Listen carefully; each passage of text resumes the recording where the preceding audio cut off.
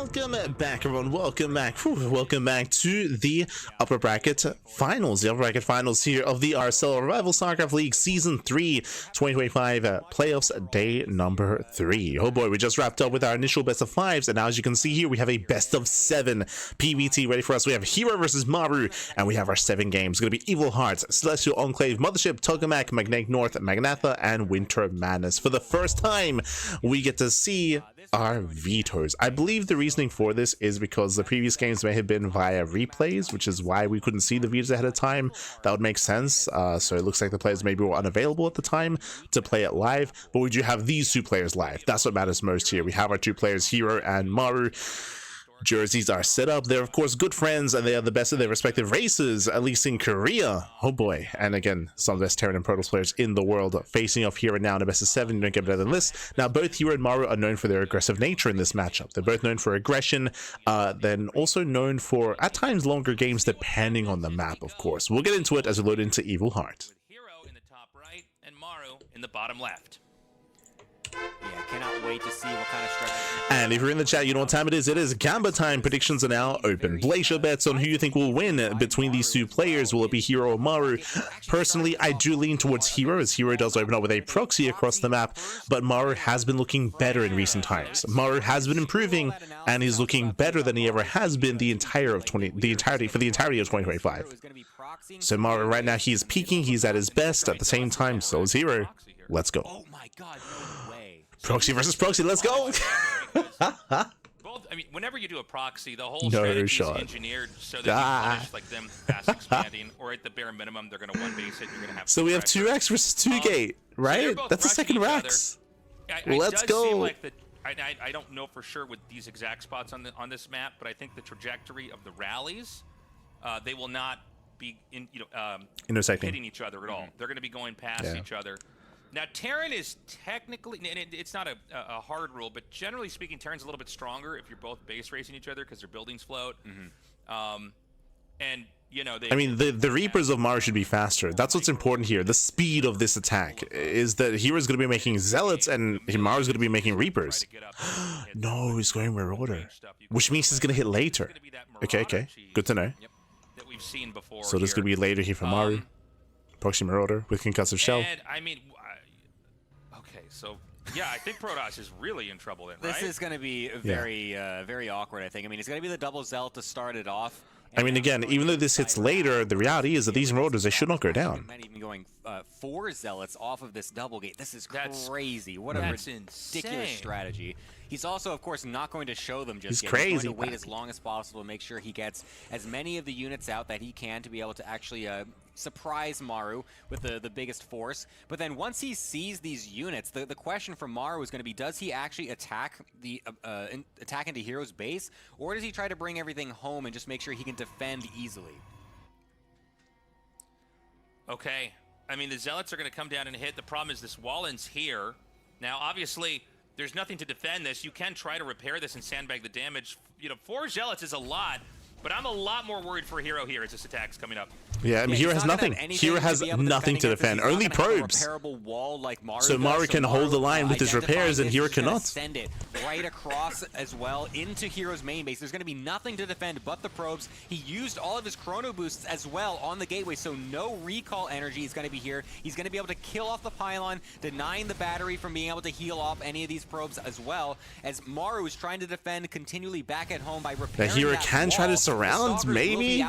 He gets into the main. Down through, and so we're going to have a base race coming out. Okay, so actually, surprisingly, more SCVs have been killed than probes, but none of the probes are actually mining. Oh, there's a recall. He killed me for the surround. Let's go. He's gonna take a fight. Now, the battery's gone. He gets one. Gets one Marauder. There's 4 Marauders left. The reality is, as long as down to 3. Surface area to micro this, down to 2. Pretty good exchange. Down to 1. Sorry, down to 2. So hard to do versus Concussive. Down to 1. He gets everything. Oh my god. So it's 12 SCVs killed to the 9 probes killed. And Zealots are still across the map. Wow. He's which means still the damage across is the gonna map. He didn't continue recall on. it, or actually, he did recall everything, but he had This is, I another think, rally. looking pretty good for herO. I Yeah. mean, the Yeah. fact that he was able to kill off so many Very SCVs impressive while recall. repairing the wall, Against forcing surrounding Maru everything to was go huge. across the map and try to deal any amount of damage, and then just waiting patiently for the recall, keeping those probes alive as much as possible for as long Really as patient possible. play at a herO. Gets the recall off, gets the full surround with them, and then is able to utilize the actual units in combination as well. Now he's also getting more units coming from the left. The SCVs coming to the front line. It's a full the boys are here. from Maru to try and destroy this Protoss Does force. help. But the micro so far from both Oh my players God. has been excellent. It's so crazy. Like, it didn't quite occur to me, yeah, you could just do an SCV pull. I kind of, in my head, thought Terran had to stay back and defend this. This is such an unusual game. I've never cast anything quite like Shield this. battery's almost done. 2 Marauders so left. The battery's gonna finish in the Oh nick my of god, time. just in And that time. is going to keep this Stalker Whew. alive. There's 2 more The Marauders shield here. battery. And that's gonna be a GG. herO takes that game Hi, hi. with that one battery just barely charging the Stalker up enough. And there's enough energy left over. You could just kill the Marauders. Once the Terran pulls the SCVs, you're basically... There's no returning. There's no going back. To GG well played. Again, it all came down to the recall. It all came down to that massive recall. We surrounded the Marauders where he was able to lock down, was that 5 Marauders? Very impressive recall there. Really patient play. Again, Gemini was emphasizing that, just how patient herO was, preserving the probes, pulling the boys, and keeping them back, waiting for the recall, where then he could kind of lure the Marauders in and get the full surround. GG well played. herO takes game number 1.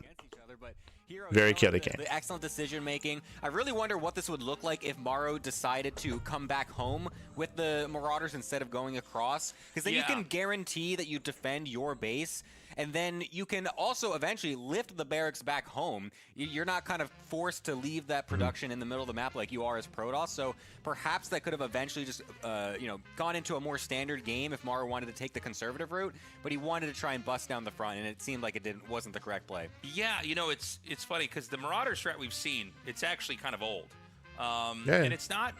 I wouldn't say it's common, but like it's a build you encounter. herO's was much more rare, Yeah. especially at the highest levels of play. Yeah. But it's crazy to see the 2 builds interact like that, and it's funny because I kind of forgot Protoss can recall, even though in a lot of games you will lose Zealot Stalker versus Marauders that early on. A lot of times it's about the first couple of shots that the concussive shells hit, and can you snowball it? But then it also didn't occur to me that the SCV pull could happen. Yeah. Until it actually, he just went inbound with it. So great game. We're ready now to go into game number 2 in this best of 7 to see who's going to go on to the finals here, the RSL Season 3. Celestial Enclave going to be the next map as well, one of the more unique ones in the pool. Okay, we're loading into game 2, and again, this is best of 7, plenty of games ahead of us. As I mentioned before, herO is favored coming into this, but as I also mentioned, Maru has been looking better than he has the entirety of 2025, so Maru, he's peaking in skill at the moment, which is really exciting, is that what we'll say? Very exciting to see Maru looking so good. Game 1 wasn't really reflective of that. It just came down to the builds themselves, came down to the execution of the builds early on. Very chaotic game. Coming into Celestial Enclave, we expect to see some more greed and some more macro-heavy play out of Maru. If you recall, something similar to what we saw with Maru versus Max Packs on Celestial Enclave is what I'm expecting here, with Maru going for a greedy opener in towards the mid to late game, is what we're expecting. He got it scouted by a random probe, so that is the most impactful thing so far, it feels like, for this map, because the base doesn't seem to be, in the pro player's perspective, the most valuable overall. We're still unpacking the meta in this matchup as well as others. Sure, There was kind of. a patch which was exciting and triggering for some people, but I think, no matter what state the game's in, what's exciting is that Blizzard's supporting the product, and, if you patch it once and you don't like the state of the patch or it's not good, you can always patch it again, right? And one of the biggest changes in that patch was herO. the duration that we going proxy lasts, Stargate? when it's casted.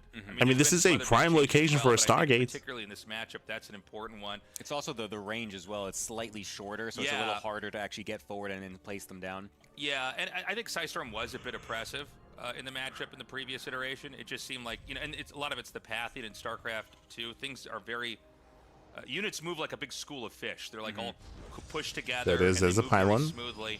And there wasn't a lot of recourse. This isn't really lined up for the Stargate because the Cybercore is now done, but this is still potentially either a Stargate or a gateway. We'll keep an eye on herO here with what he's going to be hiding towards the left-hand corner of the map. I'm not sure exactly how the matchup is operating, what's fair and what's not fair.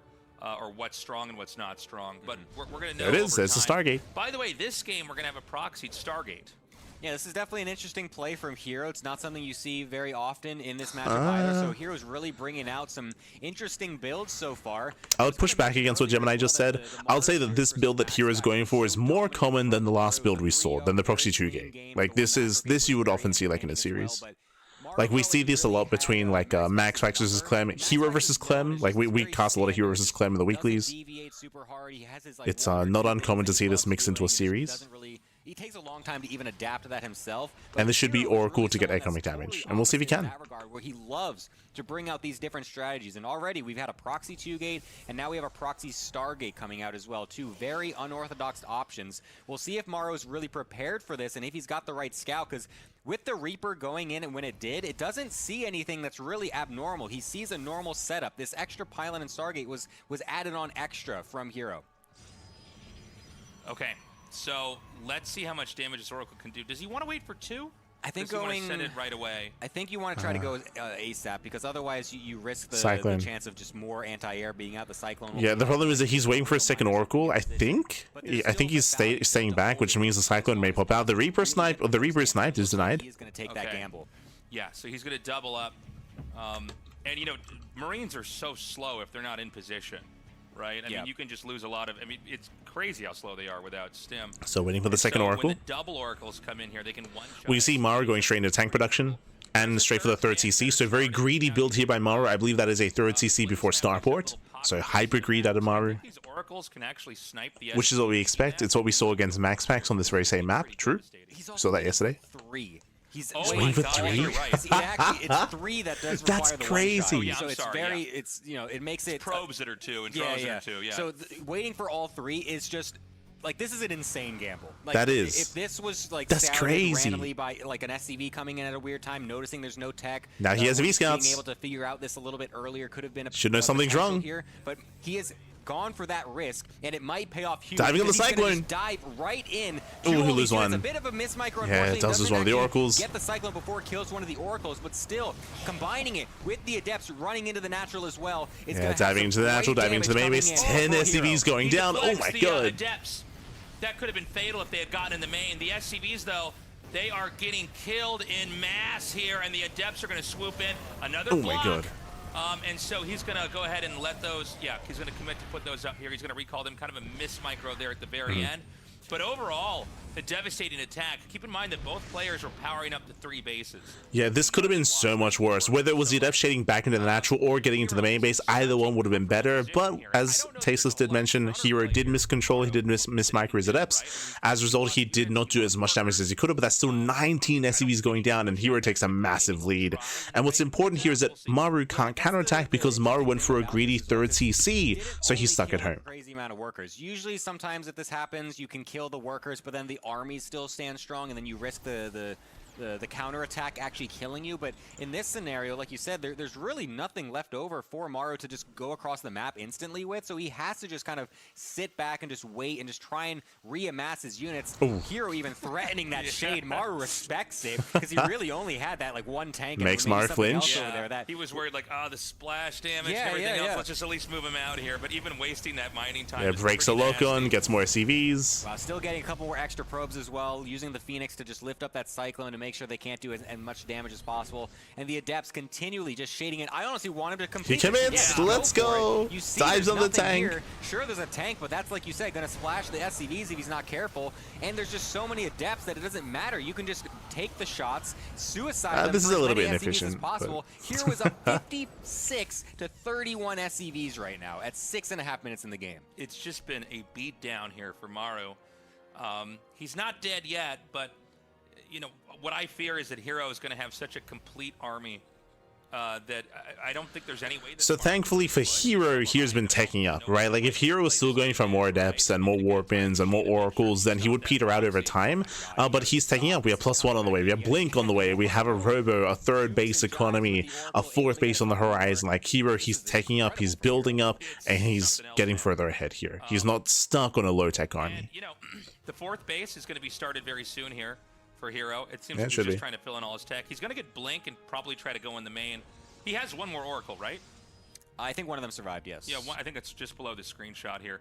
But he can use that as a spotter and try to maybe blink into the main. You know, 3 tanks in the front is not great defense. Actually, I guess you can't really get into the main from anywhere else on here, can you? You could get into the pocket. pocket base if, Yeah, if pocket he base. wants to go through there. He can blink over the little worker path. Yeah, it is possible. So yeah, normally you have the tanks kind of he's going for the pocket base. Let's go. chained together through the base. He's going to come in now and just immediately get some kills.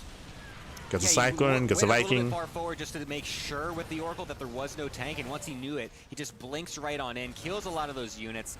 We'll be able to trade some of the Nice blink control, very nice. His blink micro is superb enough, which we all know he is very good at doing so. So keeps those alive and gets a lot of free units basically while he tries to continue to tech back home. Because that is important as the Protoss player with this build. You're delaying your tech so heavily, going for so many Oracles and Adepts, that you do need a lot of build up time afterwards. Blinking into 3 tanks is crazy. So here he's crazy. He's going for it. Oh my god. He gets 1. He gets 2. I guess he gets 3. Enough shots Jesus. to just one-shot tanks. Oh, that was not pretty. Blink out again. Now, killing the tanks makes the push a lot harder to pull off. That was a lot of Stalkers traded out. Yeah. We've had 9 Stalkers killed. I'm glad you brought up that point, Gemini, that that was 9 Stalkers to 3 tanks, but as Tasis just mentioned, because the tank can get reset, that means Maru is stuck turtling at home. Like, he has no pushing power. So herO is free to expand, get a 4th, and max out. You need a little bit more build-up time overall, so the charge... And herO should, his win condition here, his goal should just be contain. But he's doing more than that. He's not just containing, he's also getting damage done. He's really just focusing purely on gateways and getting as many bases as possible. You can see he's even got that forward base as well. It's just trying to get as much as possible. I say 7 different cheeses in a row, no less. Out of Maru, maybe. To try and get the harassment, you know, pulling Maru as far apart as possible. He's even got War Prism speed with this as well, just really trying to make sure his Prism will stay alive. And I think between Maru and herO for sure. Like, we could totally see that. He's going to come in again. This is the tanks crazy. are exposed. I think that he gets 2. herO might be able to just kill gets him. 2 more tanks, takes on the Cyclone. Maru's out of position. There's going to be so many more workers killed here. He's so 9 more patient with the blink. CVs. By the way, when you kill a bunker like that, especially in a game like this, sometimes that can telegraph that you're going to be counterattacking even more.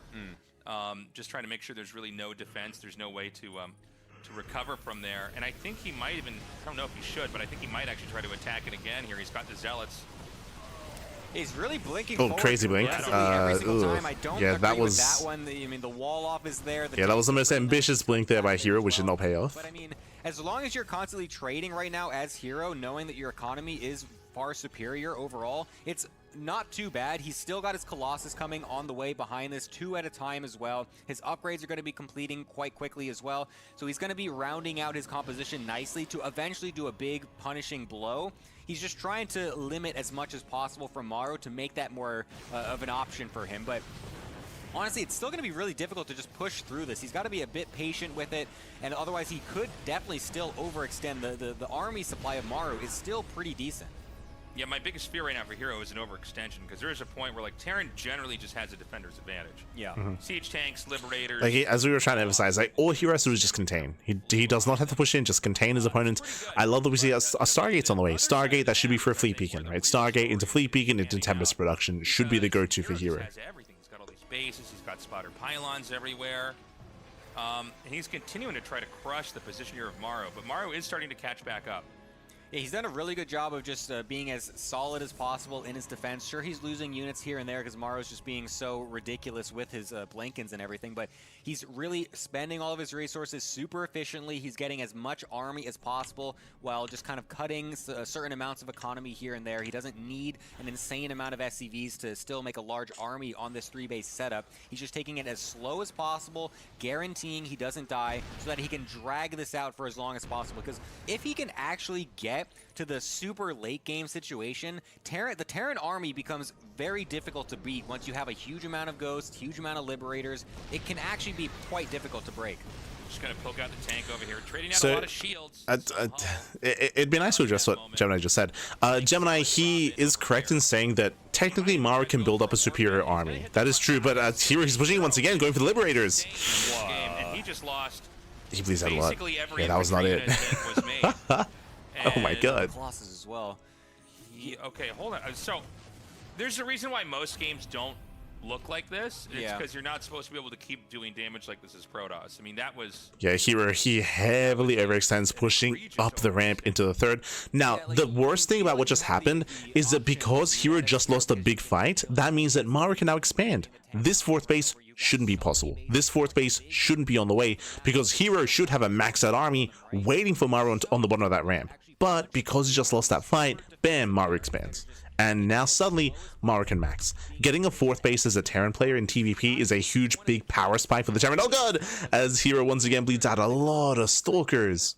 Bleeding out Stalkers. He's being too wasteful.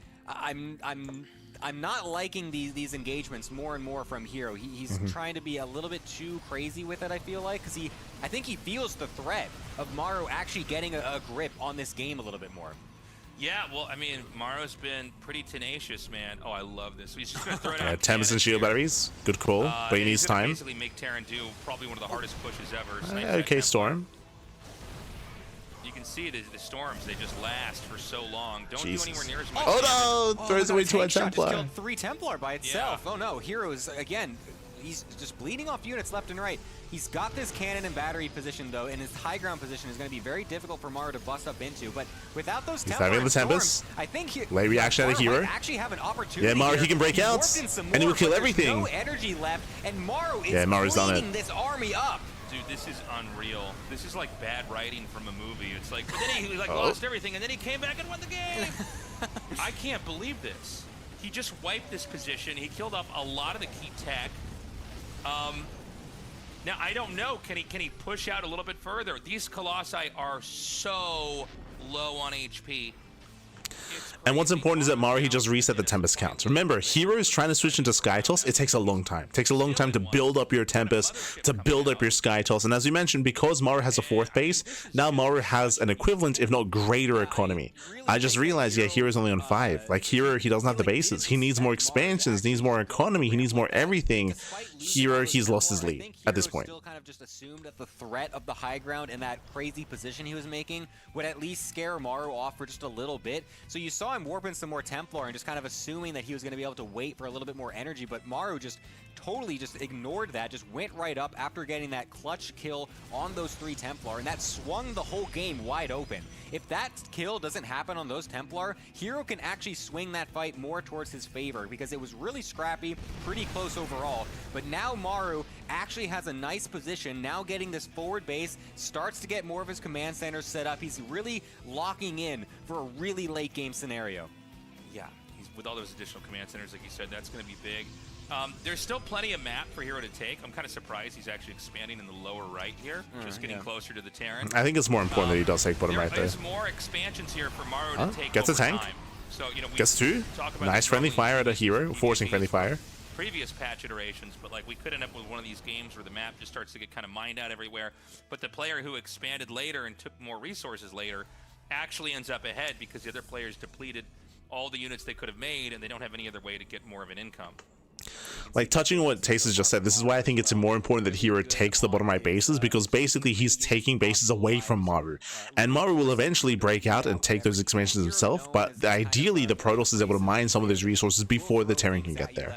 Just to make it as chaotic Ideally. as possible. And he's trying to do that again with Nice his EMP. Tempest. Nice EMP to be able to deny some of this. The Nice Viking count's feedbacks. still high enough as well that it's still difficult for herO. He can't be too leisurely with there's a this scan. army here. Nice Uses the storm Tempest. as well, though, to not deny some of that bio. And the Mothership comes in with the cloaking as well to force some scans and make it harder for Maru. Yeah, he's going to fire a couple more shots in here. He's trying to get in and deny these bases. Maru's actually expanded up to the upper left here as well. So, I mean, he's looking really good. It's funny, this whole game, I mean, we're up to 16 and a half minutes. It's been basically herO hammering Maru the whole time, and it's working less and less the further along we go. Yeah, the Tempest are definitely an interesting choice. I mean, he did it really early. Yeah, he's going gonna to lose another Tempest. Trying to commit to this super He's defensive losing style. too many Tempests And I too kind of quickly like it, here. but he's losing them here and there. Just the Viking That's count like, what, is 5 still Tempests very going high. down The throughout the course of this game. With the new change on them, they don't burst down the Vikings quite as fast as they used to. So the Vikings able to still get an extra shot or so before having to micro out of the storms. 5th base on the way. Here, he cannot let this get up and running. You can see him respond. I mean, herO's not dying by any means. He's not dead, but the trades that he's making he is dying. Not as efficient overall as Maru has been doing. And you even saw herO kind of poking with some stalkers, sees that planetary also made on this left base, realizing like, he rotates. He needs to stop that expansion. Maru's actually getting a lot of real estate on this map. I need to start pressuring some of these other locations. Yeah, one thing about the Vikings though is they are so slow, so the storms, they do kind of end up sitting under those storms a lot. Nice storm of the ghost. Here comes a big Very nice storms. Oh my god, but there's nothing on the ground. He just cuts right through the storms. They deal damage, but not quick enough to where these Marauder shots aren't denied early.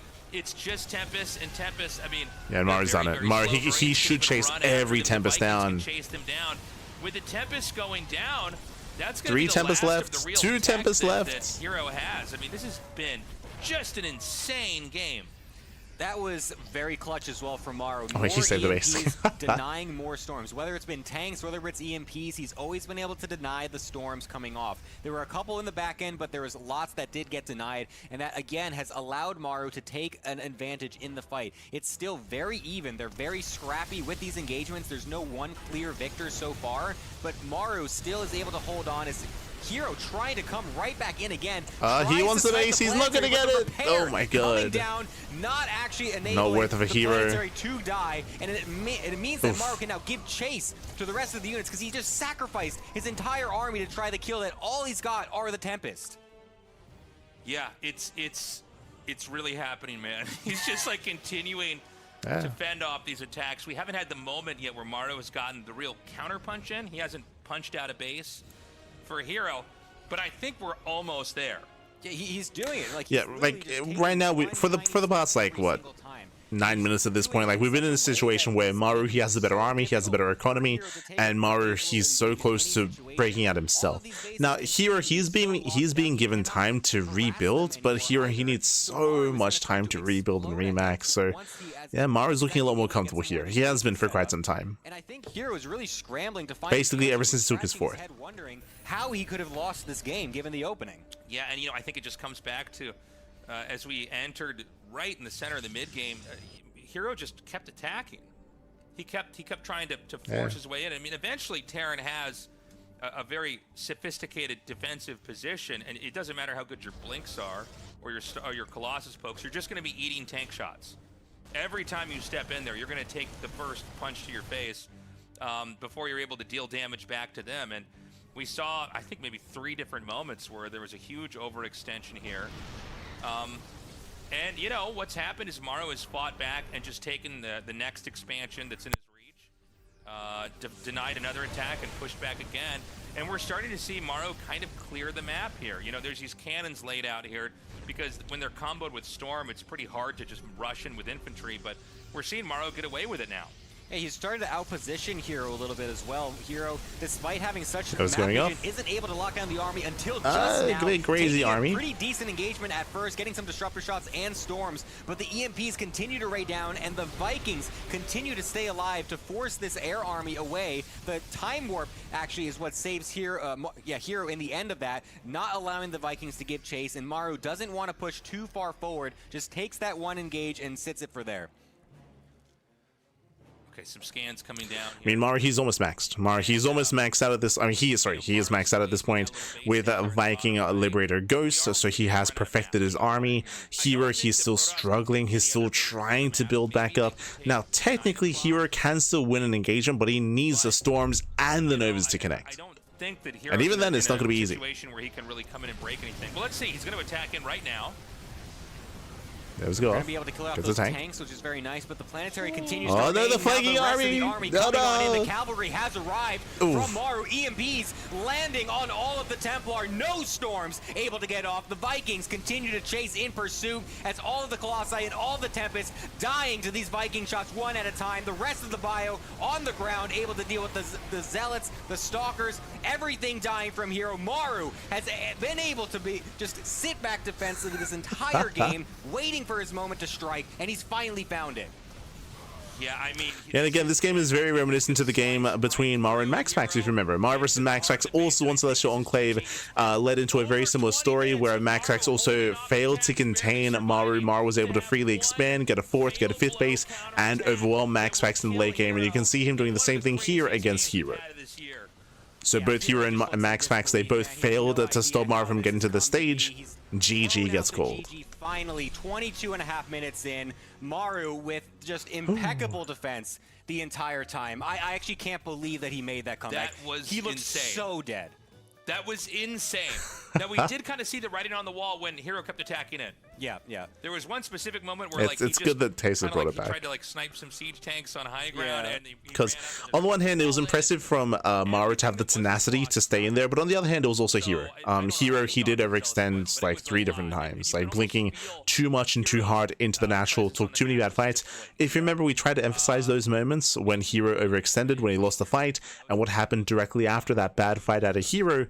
Maru took a 4th, and that's when the momentum swung in favor of Maru, when he was able to win that fight and then get his 4th base up and running. And we try to emphasize the fact that if herO was able to maintain his position, if he didn't attack, then it would have contained Maru on 3 bases even longer, which would have given herO more breathing room, more of an advantage, more of a lead, and more of an economic advantage to be able to get into a stronger later game. But again, he was just a little bit too aggressive, a little bit too excited, a little bit too overeager. GG. GG, well played. With that, we're tied up 1-1. Remember, this is the best of 7. Best of 7, first to 4 will claim the win. We're going to be going on a short break. When we come back, we'll have game number 3. See you soon after the break.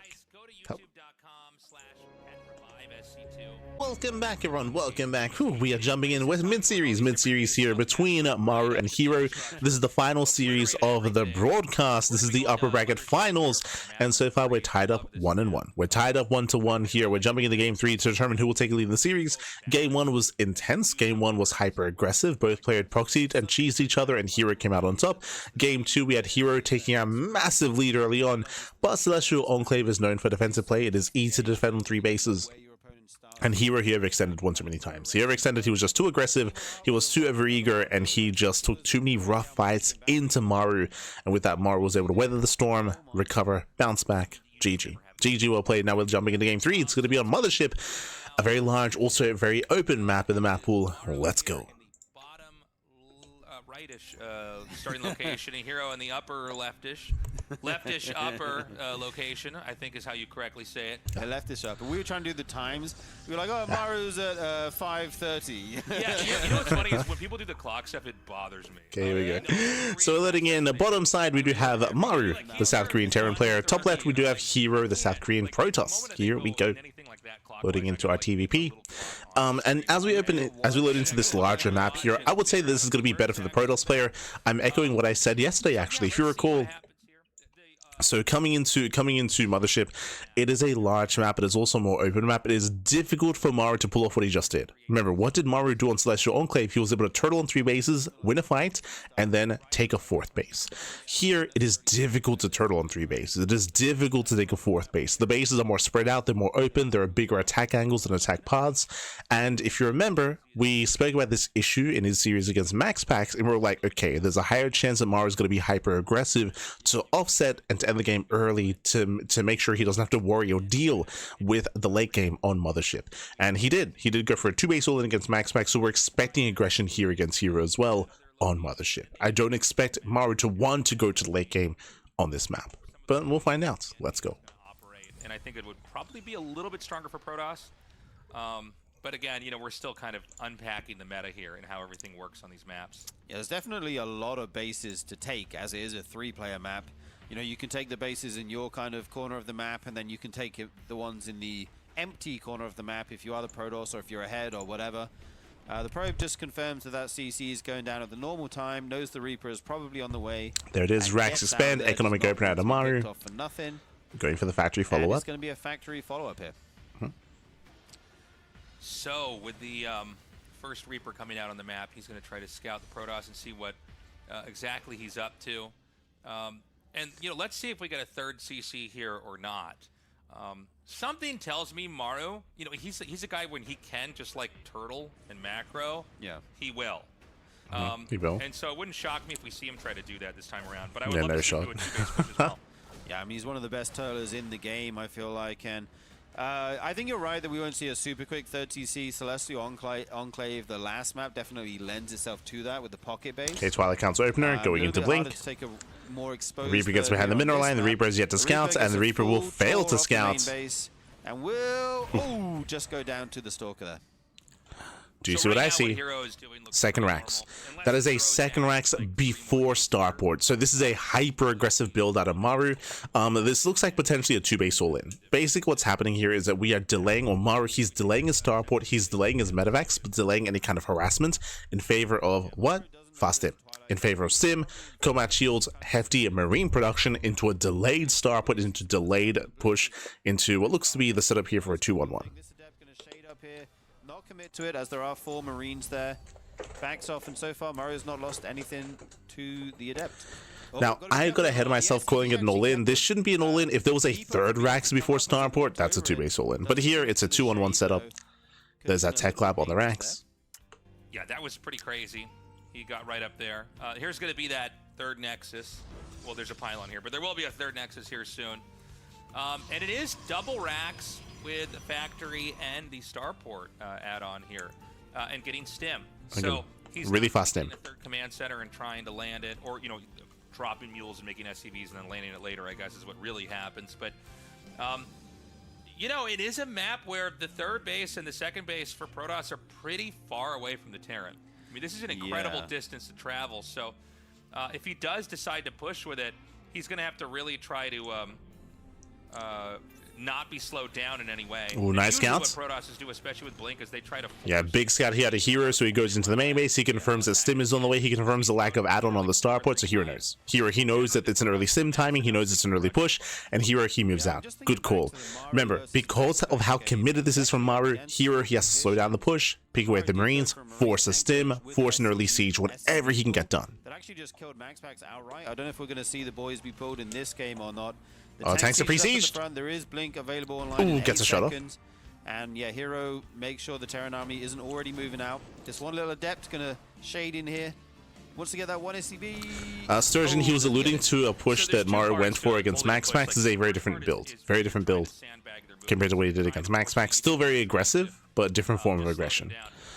Boys are being pulled. You can see herO already picking up Marines. And this is, like I was saying, the 3 same Marines. push he did to MaxPax. He has brought some SCVs here. This is going to be very difficult for herO to hold on. He's trying to buy as much time as he can. Picking off a lot of SCVs on the way over, actually. Well, just 2, but some Marines as well. This is good damage, slowing down So this far, push 3 as much as he SCVs can. was that 5 Marine From Maru, kills. though, he's just going to send it as far as he can. And you can see this is crucial that herO is just picking away and getting quote-unquote free damage on this army. We'll lose 1 Stalker in the process. The damage is permanent, right? But this entire time he should have been warping in. Stalkers, a lot of orange and red ones here. Gets a Cyclone. Shields. But the tanks are not in range of the Nexuses yet. So he's going to throw down bunkers, and this is where you try to get a really cemented position. You can see herO is getting ready for a surround. Comes in from behind. Ooh, gets a tank. Very nice. They're going to are going to catch everything that's on the way up here. You're going to try to thin that out. Oh, no shield battery. Response is to just dive into the front. He unpowers one of the gateways. That's a big deal. No charge. Charge is denied. Yeah, indeed. Beautiful move by herO, going to get that. He tank, depowers the Twilight Council. Oh my god. And that might just be game. I think still just outside the Nexus, but they can hit some more of these buildings. The Twilight would charge on the way. Yeah, Marines, they stim in. Charge is not going to finish. Massive denial. And Maru doing huge damage here, it feels like. Yeah, and the reinforcements are starting to merge up in here. Now everything's very low. herO is backing up resources. Depleted of energy. There's only 1 Warping stalker in more here. It's stalkers. not even intercepting any of the reinforcements. Nah, Maru's done it. Yeah, at this point, Maru, he has done it. He has broken the natural. I think we are almost to the end of this game. herO has to figure out how to hang on. He's going to pull the He's going to pull the boys. with the stalkers. Huge blink there, picks off the first tank, doesn't go for the second one. What's he shooting? I'm not sure. The bunkers are still there with units inside. Yeah, a bit of miscontrol there from herO. Falls, but herO lost a decent amount of his army here. And it's kind of weird now because his third base is cut off from his army because of these bunkers. Yeah, this is the problem, right? He killed off some of the tanks. There is a there's a recall. Over there. Nice moves. Oh, hold on a second. Maybe there's a world where herO can actually survive here. I guess there really isn't almost anything to push just yet. He's going to put the Liberator here because the Stalkers can't cleanly blink across unless they wrap around to the main. But then, of course, if they wrap around to the main, you can flee to the bunkers and maybe put on pressure somewhere else. Okay, here he's holding on just barely. More tanks are being made. Guardian Shield's going to come down. Coming in for the surround, diving on the Liberator. Yeah, I think herO will clean this up eventually. The question is just at what cost. He's been knocked down to a 2-base Protoss right now. Maru actually sent the SCVs home. He has the worker lead, which is a good spot for the Terran to be in. You just don't want to lose too much on this retreat. Yeah, and this is not going to be an easy game here for Maru. He's still on his 2 bases. He technically has more workers. Keep in mind. Yeah, Maru's got a better economy, true. But herO, you know, he's going to be able to contain him here. This is not a game where you're going to have another push like what you saw before. He needs to get a lot more tanks. And if he were to have a push like that, he need to pull a lot of SCVs. Slips out with a drop. So, anytime you see Terran do a 2-base push and the other player survives it, usually it's a rough later game. Doesn't mean it's over, but it's just a pretty difficult position to play from because everything you were doing before was sort of hinged on your initial attack working. Well, I mean, there's a reason why you call it a 2-base all-in, because this was a 2-base all-in out of Maru. Tanks, they dive, sorry, Stalkers, they dive in, they get the first tank. And there's no bunker on the low ground. But it can hit the Stalkers right now. And you can see how low the army is. No medevac. It's across the map. There is the drop, and it's going to pay for itself, I think. Starting to get some workers. herO, is he going to recall home here, or how is he going to deal with this? Is it on cooldown? I'm not even sure. He did use it during the big push. And Charge was actually killed as the Twilight went down, so he has to remake that. Yeah, I was looking at this. I'm like, what is wrong with what I'm seeing here? It's that you never see Marines do this much damage 9 minutes into a game. And he killed off actually a lot of Zealots. That was like 7 Zealots. Yeah, nice drop there. So thinning that out. The drop forces herO all the way back home. It's not a game where you have Phoenixes, so you can just take the medevac and kind of throw it into a corner. And Protoss is going to be a lot more uncomfortable trying to move around the map. Yeah, they have to leave units at home to deal with that. And you were saying herO the contain on Maru, but that medevac is kind of his way of getting around that and dealing some counter damage. The 3rd CC actually coming down here for Maru before the new 3rd Nexus from herO right now. So, because of this, he's actually going to be able to push out. And this is all due to that medevac. If the medevac wasn't out there, the Protoss would basically just contain this and create threats and probably play a game where you just try to keep them off of 3rd base. But he didn't also prepare for the drops. So you see a lot of Stalkers that are here imprisoning this medevac. Yeah. But those could have been used to hold off a push here. Yeah, definitely. And Maru actually scanned here as natural. He saw that he hadn't taken a Nexus yet. So I think he's content to just stay home and, you know, scale up, get his 3rd CC going, make more workers, and start to try to think about... We're in a really awkward game state here. As we're scaling up into the mid game, I do favor Maru's position. Like, again, Maru has more SCVs, he has more efficient mining. Maru has a better economy. And he's building up into a greater army. If it wasn't for that drop, I think that herO might have been able to break the natural. Like, it would have been close. It would have been very, very close. But there's a world where he could have broken that natural base. You got to be careful because let's say a couple of Stalkers find all these medevacs, they'll kill them all before they unload, and then you have nothing. So it does not come without risks. Yeah, for sure. And we already see 2 ghosts being made, even 3 ghosts at a time. Before there's even that many High Templar warped in, I think there's like 4 or 5 right now. So Maru really, you know, on track with his tech, got everything coming out at a good time, getting his upgrades. herO just now getting his Forge, going to start to add in the upgrades of his own. Yeah, hero's out of position. There's a scan. Maru, he wants High Templar. He wants them. They're unprotected. Oh my god. Okay, Lands some storms. Not bad storms. I mean, you at least need to get them off, right? Yeah. And so he triggers those storms. Those do hit the Marines. The command center is going to land now. I mean, that was still better for Maru. herO's going to full send it. Now, I don't know that this is going to work. Oh, somehow this medevac got out. Oh, yeah, it does manage to fall to the Blink Stalkers. If Maru can get these 3 full medevacs back... Yeah, herO, he needs these storms to land, but even then, pushing into these ghosts, these tanks, these Widow Mines... herO does not have enough. So late. I feel like he needs to do something before Maru gets out of control. He's going for it. Yeah, and so he's going to come in here, and some storms are going to come. Decent storms, but yeah, we just stim in. Maru, he just stims and wins from here. That I think he might just be able to have a counterattack that can go all the way back home. He's going to snipe that last Archon. Going to park for a moment and heal up. I think that Maru has once again won this game. I mean, he's just so good at hanging on. Oh my god. That one sad High Templar runs into Maru. But again, a lot of it came down to the successful 2-base all-in out of Maru. He didn't kill herO, but he crippled him. herO, he didn't have a shield battery ready at the natural base. He didn't have his warpins ready either. Like herO, even though he was kiting back well, he did not have the army ready back at home in time. And with that, Maru snowballing out of control. The army supply of Maru almost snowballs out of control. And he has the tech he needs. He has the ghosts. Okay, Storm's kind of whiff here, but they zone the Terran army back slightly. I think we expected 2-base all-ins and 2-base play out of Maru coming into Mothership. Went for it again. Did it against Max, doing it here against herO as well. Not quite able to, but there's just so much bio nice, right very here. nice Maru's EMP. Control. He's going to stutter step all the way back here, take out all the Zealots and the Archon, and there's nothing left here for herO. I mean, that's it. He's dead. He has no more army. He's going to warp in a couple of Templars, and it's not going to be enough. Excuse me, Zealots. Templars up here. Anyways, like, he's tearing all the way through the base. And I got to say, things are looking very bleak right now for herO, who had, I think, a really amazing game 1. But we're kind of, by the game 2 and 3, really just seeing the raw strength of Maru. GG. Maru takes that, taking the lead. Wow, a pretty much identical push to what he did to Max Packs yesterday. Not true. Once again, It was not the same build that he did strong. against Max Packs. It's funny but because sure. herO actually held the initial push. Whenever you see that, it is designed to end the game. Right. Right? I mean, obviously they hold it, the game goes on, but it's kind of like the strategy failed at that point in time. But, you know, you I would can see disagree. that what Maru was able to do was really take advantage of the medevacs and kind of make the position messy. And from there, you can create an opening where you can do some kind of a counter push.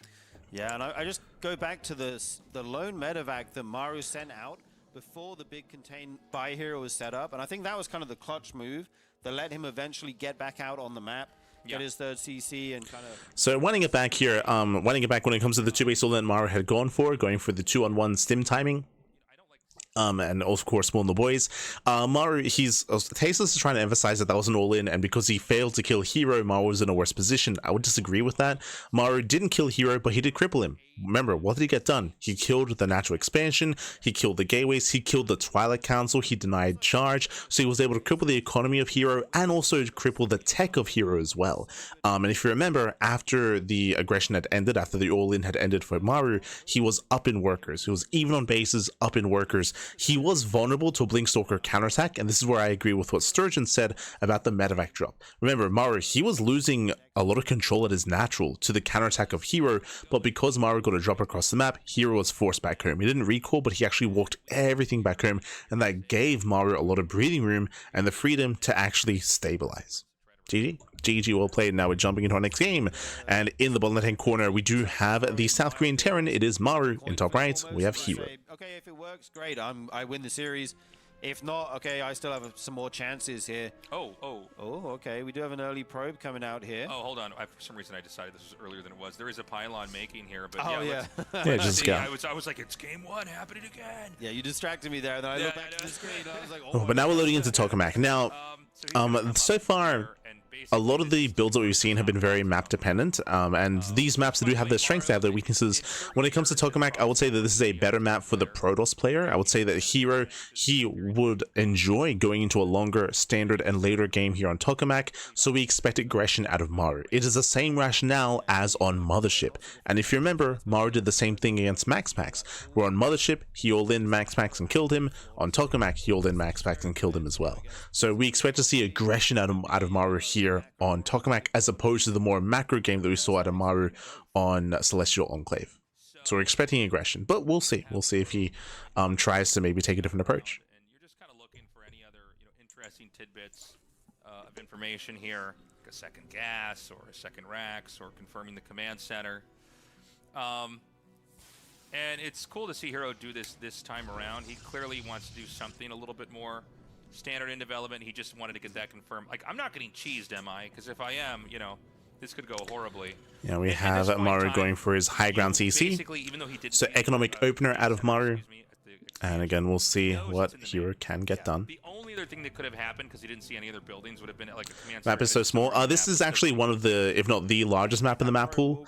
I say the largest map because I think they do have Magnatha in this tournament map pool. So I think this is the second largest map. Second only to Magnatha. On the back of this, he's taking his own Nexus. He's going into Warp Gate, got a Stalker. No early Adept harass or anything like that coming out. Wanting it back, it is easier here to turtle up and to defend on 4 bases, on getting a 5th base, a 6th base, and gaining map control, of course, as well. That's why we alluded to the fact that herO wants to enter a longer game, a macro game. It was extremely early scout. It was an earlier scout. So back at home for Protoss, it's the Twilight Council. Again, will we have surprise tech? Will we have 4 gates? Time will tell us that. We expect herO to go into 3-gate blink, into like a safe and standard build. That's kind of what we're expecting out of herO. We're keeping eyes on Maru though. Eyes are on Maru. Or maybe he plays in some kind of straight up way. Like we've seen Classic in previous patches, that he just shows us there is a way to hold this off. But that would be my guess here for this game, is he's going to at least get to 3 bases before we see really what he's going to show us. Yeah, Maru going for a Hellion build here. There will be some potential to dive a mineral line at some point, try to pick off some pros. Interestingly, Maru is going 1-1-1 Hellion Marine. He may go for a Marine drop with Hellion support, So this could be like a, you know, trying to kill workers. into the main or something like that. Right now, these Marines taking a little bit of fire. The CC will finally come down here to land. And I think these trades have gone pretty well for herO. He just has to save this Stalker. By the way, 2 gates making. Oh, yeah. So that's going to be a 3 gate, at least for now. It's very safe. Three gate blink is standard. Now, you got to be careful when you're doing this as Protoss. You do initially have the advantage because you have shields. But once that damage on the Stalkers... Oh, the juggling! Oh my god, Maru, calm down! You'll see a lot of times, like when damage like this is dealt He with wants the Stalkers. Let's say they live in this fight, and it looks like they He might wants... actually Oh, we will not. lose one. Bit of miscontrol out of Maru. And, oh my god, he's so the nasty! micro is so sick, Tasteless. He did lose that one alien, but juggling these other 2 so Gets one. expertly. Can he get the other gets a second Stalker? Oh my That'd be god. insane. Barely He's does. gonna lose. Oh, he saves it again. Hellion no How many bees at the Stalker. I think Marines? this is a little bit of an overextension. The point I was trying to make earlier was just like, yeah, this damage is permanent, so sometimes you'll see Stalkers win fights like this, but then they all explode later on in the next fight because they're so low. So, Maru, I mean, with a really ambitious moment of micro, actually, you know, continue to chase those Stalkers down, picked off a Third TC's on the way for Maru, so Maru, he's embracing a longer macro game. So it was 3 gateways pressure, 3 gateway pressure openings into a 3rd Nexus with a Robo, and now that Blink Tech is finished. Yeah, and I love this start for herO. He picked off, you know, the Hellions. He got a bunch of And this was a better start for herO. Maru, it was impressive micro, but the point of opening up a Marine Hellion was to get economic damage, and he failed to get any economic damage. He was forced to trade in the center instead. He ended up losing his army, and herO gained map control. Behind this, as we mentioned, Maru is getting a 3rd TC, so we're building up into the mid game. I do favor herO if Maru is going to play more passive and more macro oriented. And allow you to try to set stuff up. Now he's sending the Raven out in this case to try to chuck down some auto turrets. So we'll see what Maru can get done. Here, and this is another way, just like we saw with the medevac, to trap the Raven. You know, sorry, to in some ways trap the Stalkers in the base because they have to hit the Raven. One of the problems when you do this with a Raven, though, is that the Raven can then be stuck, and it could have been used with a push. And you know, the Raven is a very handy unit in that regard. Yeah, you'd love to get that in the airspace behind the main. That could be super annoying, though. If the Stalkers are paying attention, you may be able to blink on this and pick it off, but it does sail all the way through. Drops the first auto turret. He's going to go to the left side here. Oh, actually going to drop it in the natural first? Yeah, he's going to go there. Yeah, he does reveal his Raven, though, so herO has time to react. Double auto turrets. Double auto turrets across the sky. Parks that Raven. You seen that double Raven video? Of course, yeah. Drops, I don't know why that popped into my head. Drops the Raven I'm like, here. no, I'm with it. I was alive in 2010. Yes. It's an old video, man, but it's a classic. It is a classic, actually. Yeah. So he gets the kills on those workers. Terran is powering up for a serious push here. We're talking about 1-1 being on the way right now. Taste is talking about building up towards a serious push. Remember, this is a 3rd CC before the Raxes. Like, this is, like, Maru, he's looking to break out and just expand. He's out of time, of Yeah. course. Oh, excuse me. For some reason, I thought he hadn't made the 3rd CC. I was Yeah, like, Taste what's is just going now on here? This is, realizing. like, not a thing at all. Yeah. So he has the 3rd CC. He's making SCVs and mules and landing it. But, like, he is going to be looking very powerful when it's time for this push to come out.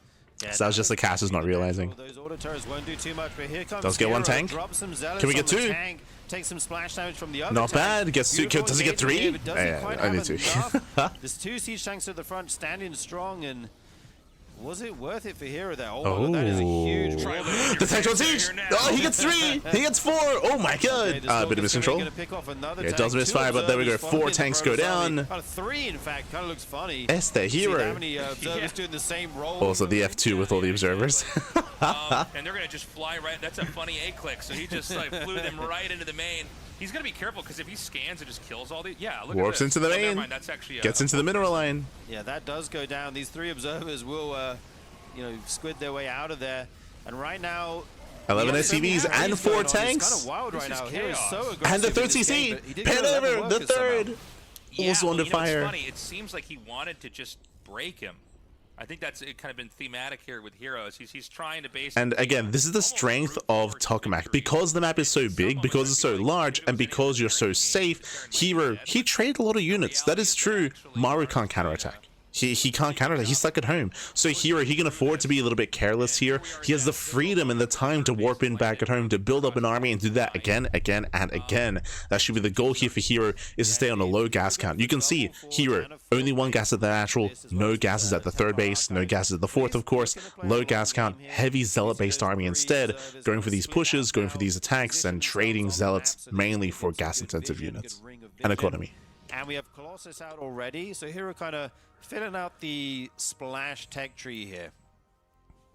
And this is kind of like this is also why I was surprised that Maru went for a third base on Tokamak, because it is so difficult as a Terran to play macro on this map. It's so difficult. Previously, like in the earlier patch, like we had Not in impossible, Season 2 but of difficult. RSL, you know, Storm was sort of the answer. In fact, Classic had this cool build where he was. I see Macrocosm saying, I think I might have to unveto that map and maybe give it a second chance. If you're talking about Mothership, bearing in mind that I do not favor Terran macro-wise on Mothership, but that's why the only games that we've seen Terran win on Mothership have been all-ins, right? And Maru, for example, went for a 2-base all-in on Mothership. Like hyper-aggression is required on Mothership, so it depends on your playstyle. Like if that's what you go for, if that's your style, then that can fit you. That's why we see more Protoss players. Just bear that in mind. Like for certain maps, we're seeing specific styles. Later, herO actually threw down 2 more Nexuses. By the way, he's up to 5 now. As you said, okay, if you want to be passive, I'm going to kind of take the map. And now hero's getting the gold base. This is also why this map favors and benefits Protoss, because Protoss should take the gold expansions. They should take the gold bases, and you can see how zealot heavy this is because of the influx of minerals. So very zealot heavy, very cheap army, and the goal here for herO is not to kill Max, it's to trade against tanks and to trade against the economy of Maru to keep him contained on 3 bases, on a lower base count, on a lower economy. And here we go, herO, he's geared up for another push. Yeah, Maru's plan looks to be clear now. He's going to try and turn. Does have a wall. Get to that nice SimCity. Can herO break in? Jesus. Zealous, dude. This is crazy. They're just targeting all the way around. Colossus, they were stuck in the back line. Get in there. Vikings are moving in. It's kind Maru of like holds. the previous game. He Disagree. just eats the damage. No, he doesn't. And survives. And all of the tier 1 units were wiped out. We saw the 17 SCVs. Real stalkers. So I have to push back against what Tasteless is trying to allude to. He's like, oh, this is like the previous game where herO was overextending and ramming his face against a brick wall. That is not true. herO just killed 17 SCVs and 2 tanks, right? Like herO, he is trading better here than he did on Celestial Enclave. Celestial Enclave, he was literally just ramming his head against a brick wall. Here, he is fighting damage instead. So this is different. Did they change charge in the patch too? How long can these things run for? Dude, this is so many zealots right now. The 4CC of Maru gonna not be able to land. He's gonna have and the goal here is to deny the 4th, right? Deny the 4th base. I would say that herO did lose too many stalkers in the last fight. True, he's lacking stalkers, lacking anti-air. On this one, presumably, but herO's up to 6 bases right now. Is huge EMP on all those zealots. Yeah, 1 sentry. Nice EMP. No guardian shield. So that's a bit painful. So he's going to try to do a double prong attack here. What is it to support the tanks? Yeah. Tanks are exposed. All the way around. That's so funny looking. Gets 1, gets 2 tanks. Nicely done. Barely dies, but like how many zealots was that? How many nexuses of zealots just died back there? That's fine. Remember, I think this is something that the casters aren't really, they aren't really wrapping their heads around this. But you can see the trade here. 2 tanks went down. herO, he wants to lose these zealots. He wants to trade them for tanks, for SCVs, for these units. As herO mass expands behind us, and you can see here he's got the goal base, taking another expansion. herO, he remaxes instantly, and this is quote unquote inefficient because herO is losing a lot of units, but he's trading and he can afford these losses, I should say. I think you're right, Tasteless. Yeah, okay, well, we're back in Getting on top of the tanks. Once again, this time he gets 3 tanks. He does get the drop 3 tanks go down, freezes him into the main. Okay, now I see what's happening. And you have the main army towards the 4th. To try to displace Terran. Probably Massive warp in. So he's gonna just and here comes the other army. This time Maru's in position. He's ready. And I don't know. Kind of. Jesus. Oof. Yeah, no SimCity here. Zealots get on top of the army. He's going for the planetary. Can he get it? Oh my god, barely does. This is interesting. because he does win the fight. Oh, now this is going to be funny. The revenge of the Vikings, not really. They actually get back up. Vikings are so bad at fighting. And now Maru, he has to counterattack. Now he has to counterattack here, but here he has so much time, so much freedom here to warp in. Look at this, he's got 4 Colossus back at home. And remember, what did he lose? Mainly Zealot. He did lose like 2 Immortals, right? I think he lost 2 Immortals, he lost like 1 or 2 Stalkers, but it was mainly Zealots being thrown away. Talk with me. He's like, stop throwing your army. Again, it's a very cheap army that hero's been trading. I'm going to remake the hatchery and I keep my whole army. And yeah, hero's fine. And so we kind of saw herO do that back there. And now I'm just a little bit worried because, you know, Maru does have a pretty sizable complex army. So it's a little bit surprising that the casters didn't realize what was happening here, because this is standard, this is normal, like this is a very common style, like what we're seeing here. Like we see this like on a daily basis on the CranKy Ducklings. Had a big supply advantage after that. But again, it's all about just breaking the bases, breaking the economy. Now, what I will say is that Maru, he's max, and he is slowly perfecting his army. Like, true, in a head-on fight, Maru, he will win. At this stage of the game, if herO trades a little bit too poorly, if he takes too bad of a fight, then he's going to be vulnerable to a counterattack. So so Maru has a chance here. Does have a chance. Maxes out once more. Even taking some of these kind of edge bases as well. Yeah, these periphery expansions over here. Yeah, here's diving in. He gets 1 lib. He gets 2. Gets a Raven. It seems like he's not that comfortable. The Colossi. And here he has to get out. No! Jesus. All right. Bit of miscontrol. The Colossi were pretty far back. You kind of need them to be leading with the damage, or it makes no sense to have the Stalkers and the Zealots in the front. It is actually kind of like a problem that Protoss have, is that when Blizzard made charge, you don't really control it, right? Yeah, he should not be here. He should not be here. He has no Zealots. He's gonna lose everything. Yeah, big overextension for herO. herO, he will lose the entire army. Ay. Again, here, the whole purpose here is to poke in and to poke out, but that was not a fight he needed to take. And Maru, he can just snowball into a win. He can snowball into a win. Most of the pylons and the gateways. Yeah, there are 4 DTs here making their way into DTs, they'll do some damage, but if Maru doesn't turn around, like Maru, he can kill. He should. Maru just keeps sending him. The problem is that Maru has this death ball, this sledgehammer that is just going to plow through everything. Like Maru, he's built up a death ball of an army. They did kill some SCVs, but Maru already has an army. And see, like this is like the strength of herO, is that he can harass and counterattack. But again, he needed to avoid the fight, and he didn't. He failed to avoid the fight. He could never fight in a head-on engagement. The Terran army, the death ball is just too good. The units that are trickling out of the barracks can deal with the counterattacks too, which means eventually there will be no counterplay on the map. And this should just be game. Killing blow here is going to be the main. He's going to. These are where all the gateways are, all the rest of the tech besides the Templar archives. Yo, that 1 DT. There's the scan. Yeah, Maru just taking out all the infrastructure here of herO. There's, like you say, so what tech timing did herO miss? If you weren't listening to the cast, we did mention that it was herO. He had to avoid the fight. He just had to avoid the fight. With his 4 Colossus, with his main army, he just had to make sure he avoided head-on conflict and only focus on harassing there until he could perfect his own army. So he just shouldn't have been out of the map. What is Protoss supposed to do here? Basically start to remake stuff at these other bases. Because again, like these Zealot run-bys and the DT harass, like this has been great. This has been fun. This has been good. But herO lost the main army. That's game. The Robo, ideally before your cybernetic score is killed, because if the cybernetic score is killed, you're back in the Stone Age. Right. The problem is I don't know if that's happened. I think in the top left I see gateways being made. Yeah, he's remaking 6 right now, but it's going to take a while for those to get online, and Maru's army is 124 army supply to 11 for herO right now. So Maru looking in complete control of game number 4 right now. Yeah, and from here it's cleanup crew for Terran. You're just at this point, Maru, he's just hunting down bases. herO, he's on copium here. Hoping to get these gateways up and running. Hoping to spend his money.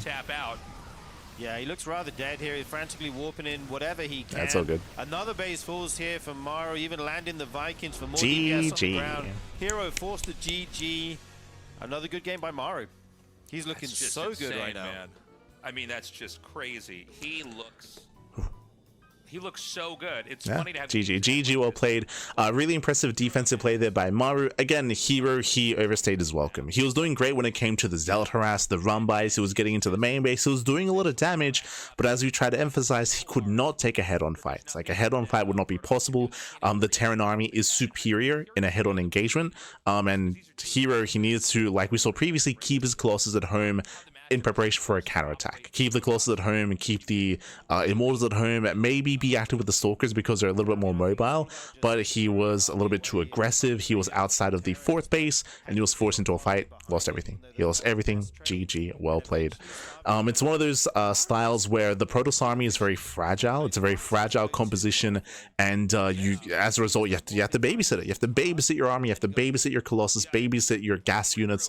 You cannot be careless. You cannot leave your army out on the map like that, otherwise you will lose it. GG. GG. And again, a shout to Maru for, despite losing the tanks, despite losing all those SCVs and all the workers, he was able to build up that core, right? The Ghosts and the Liberators and the Vikings. Ghost, Live, Viking, like that's the core of that army that you want to build up. GG. GG, well played. With that, we're now getting into our next game. Getting into our next game.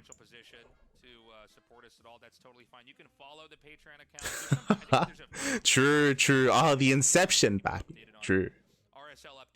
Thought that herO could have bunch of High Templar with Storm as second hand or something. I mean, kind of. Like, that's so. To do that, you do need more gas. Bearing in mind that this style that herO is going for is very low on gas to be able to afford all those zealots. So how you spend your gas and the kind of army that you build up to support the core of your army, you have to be very selective with it. You have to be very selective. You can't just be freely, getting into Storm and getting into High Templar. It is difficult to really mix that in. Not impossible, but difficult.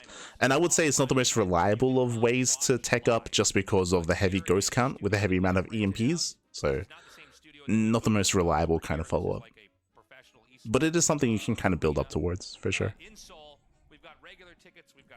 Someone please create a new channel where someone commentates and live commentary on the RSL commentary. Yes. The React to the React channel. And then we can react to that. True. SC for all land in, I believe it was in Pittsburgh, and or maybe it was Philadelphia. I see what you're doing there, I stand. For now, I believe they're going to be cutting to a break, so we'll see you soon. We'll see you soon after the break. See you soon. Sorry, guys. Back, everyone. Welcome back. Whew. As we've returned here, and we are mid-series with Maru versus herO. Again, this is the final series of the broadcast. The remainder of the matches will be taking place tomorrow. Bear that in mind. For now, we're here to find out who will advance on to the grand finals. herO and Maru, they've been going at it. It's been a very intense back and forth here. I will say that herO has had some really good positions, both on Celestial Enclave and on Tokamak. But alas, Maru was able to weather the storm in more than one way, and he was able to build up a breakout and punish herO for maybe being a little bit too over eager. And with that, we're now getting into game number 5, Magnetic North, a much smaller map in the map pool. Maps like Celestial Enclave, Mothership, Tokamak, they're very large maps. They do lend towards longer games and more fleshed out bases. Here on Magnetic North, we're expecting aggression. We're expecting more mid-game play out of our two players, and we'll see what our players go for. Let's go. We're loading in. With Maru just closing this out in the same way, or if herO has some kind of solution here to this puzzle, this enigma that is Maru's TvP. All right, herO spawning down in the bottom left, Maru in the top right. Here we go. Yeah, TvP these days, we got a little bit of a taste of this earlier on in the RSL. It just seems like the game's going to go one of two ways. Either Terran is going to go for a very early siege tank push and try and end the game out quite quickly, or they'll just turtle up. Right. We're basically back to TVZs from, I don't know, 2 or 3 years So ago. what State is getting at is the current meta of TvP. That is true. We speak about this all the time, but TvP has changed a lot. Throughout the entirety of this year of 2025, we've gone through a lot of metas, a lot of different metas. I want to say like 4 or 5 different metas in TvP, and now we're settling in, and now we're still kind of settling ourselves because of the latest patch and because of the most recent map pool. But as we've seen so far, it's made sense. The games where Maru has been aggressive, like Mothership, for example. Personally, I'm surprised that he went for a more of a mid-game play on Tokamak, but it worked out well for him. Like, hey, we spoke about how on Tokamak it is easier to turtle up on 4 bases, and Maru got there. He he was able to turtle up on 4 bases, and then he was able to punish herO for overextending. True. He was able to capitalize on herO's mistakes. But now we're loading into Magnetic North. As we mentioned before, this is a smaller map, much more aggressive map. The 3rd base is more open. The 4th base is more open as well. And the area in between the natural and the 3rd is also more open. So if Maru were to go for a 2-base all-in like we saw on Mothership, I would favor that kind of play here as well. So we'll see. For now, I believe CC first, if I'm not mistaken. I believe this was a CC first build out of Maru, so hyper greed out of our Terran player, as he kills the probe. Meanwhile, we're expecting safe or maybe aggressive play out of herO. I'm thinking 3-gate blink, maybe even 4-gate blink stalker. We'll see. And look, I don't know if I'm right or wrong. I'm just speculating. But it did seem like when we got to the mid-game, there was a period where Protoss was no longer able to do damage when they would attack and with Zealot, Stalker, Colossus. Yeah, part of that is also because the SimCity of Maru has been so on point, especially in these last couple of games. You see Zealots charging in, and there's just a wall of supply depots, well-placed siege tanks, and they find like 1 or 2 tanks, 1 or 2 SCVs, and it's like 12 Zealots traded for all of that. So it's a bit of a puzzle. There's herO here in game number 5 coming in with a very fast Zealot Adept pressure. This Tech Lab already burning down a little bit. I mean, he says... Tech Lab? He might, because Maru the Tech Lab, can he bring it down? Only 2 SCVs can Should be able to. The Adept is putting a timer on every individual. Remember, there's no units. There's 0 units to defend. Maru went CC first into Tech Lab. No Marine, no Reaper. So many SCVs are going down, and he gets in. Oh, this is brutal. This is brutal damage. But a Marauder against a Zealot and 2 Adepts. Maru, he was hyper greedy this game, and he's going to be losing more workers. 4 or 5 SCV kills. This might just be game ending, by the way. This many workers this early? Like this might just be game. You know, if there was a way to win the game, I would say it's yeah, to do a lot of damage to Maru before he's on that 3rd base, and that's exactly what we've got now. Yeah, what does he want to do? Just try to run out? I would. That's 8 SCVs and no mining at the natural. I guess he's going to try to just damage down the Hellion. He somehow actually stays out of range. Yeah, another Adept walks in. Adept in here now too. Oh man, what am I looking at? Yeah, finally, it's down to 1 Adept. Those 2 Adepts in the red did get. And again, once again, to emphasize, why is this doing so much damage? Maru went CC first into an add-on before the first unit on the racks. And now the Stalker has arrived. This building, this add-on should once again be going down.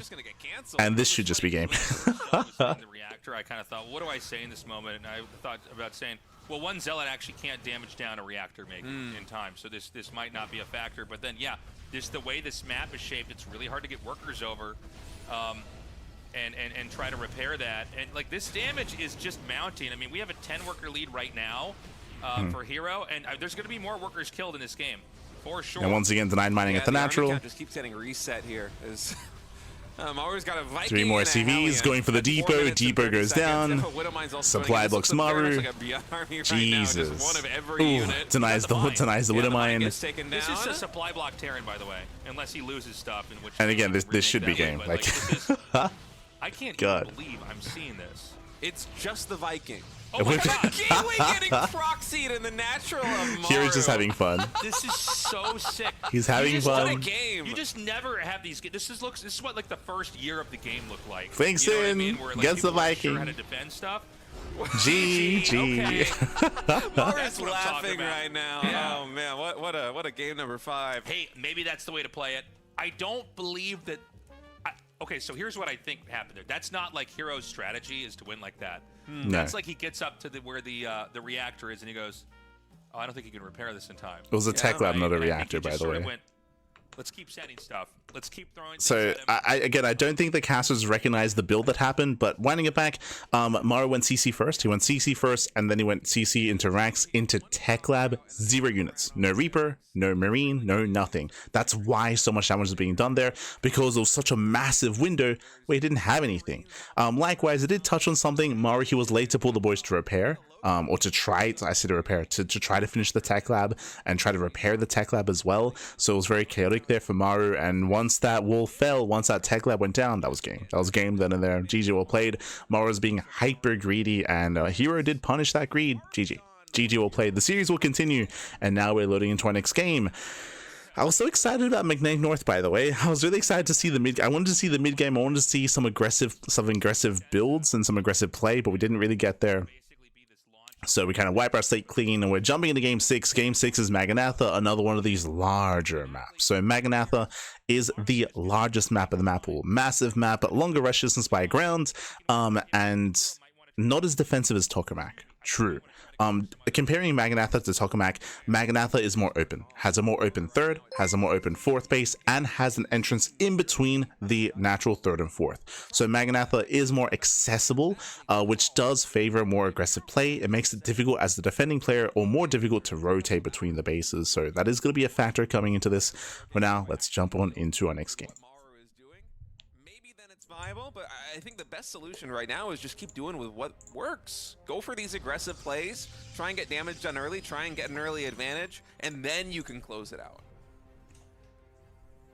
So in this game, what exactly does herO do? Now he won that with a you know, a little bit of aggression early on. Okay. Now, when it comes to Maganatha, we could see herO mix it up a little bit. I wouldn't be opposed to a Stargate opener, for example. Stargate openers do leave you vulnerable to all-ins, but on larger maps like this, like, you can get away with it. You can at least try to. So potentially, we could see him mix it up into something like Stargate play. Once again, we could see a heavier gateway count as well. So we'll see if herO goes for the Twilight Council or goes for the Stargate. From the side of Maru, I'm also curious to see how he plays this out as well. Again, it's not as easy to get into the mid game on this map as it was on Tokamak or Celestial Enclave. So I would expect to see something more aggressive at Maru. I would say it's going to be difficult for Maru to get into the mid and late game on this map. Harder than the other games that he's done so on, specifically referring to Tokamak and Celestial Enclave. As I mentioned, because as opposed to those maps, here there are more entrances, there are more openings, there are more ways for the aggressing Protoss player to go in and to harass and to be aggressive. Once they have map control. Later on, that usually has the edge. I think it's why there's always this inevitability in StarCraft 2 that we have a lot. This time we have a Rax expand. We do have a standard opener here, or standard economic opener at Maru. When we do see crazy cheese, it's a lot of times off of a third base, or maybe not crazy cheese. But What did he do? Proxy? No, he didn't proxy. He just played normal. This is the reason why you always see a big uptick. I see in the chat. He did no proxy. He just opened up standard. Aggressive strategies whenever you have a new patch for a new map pool, because it shakes things up enough that the game is considerably less solved. And StarCraft 2 as a game, it's a little bit too complicated to ever truly be solved.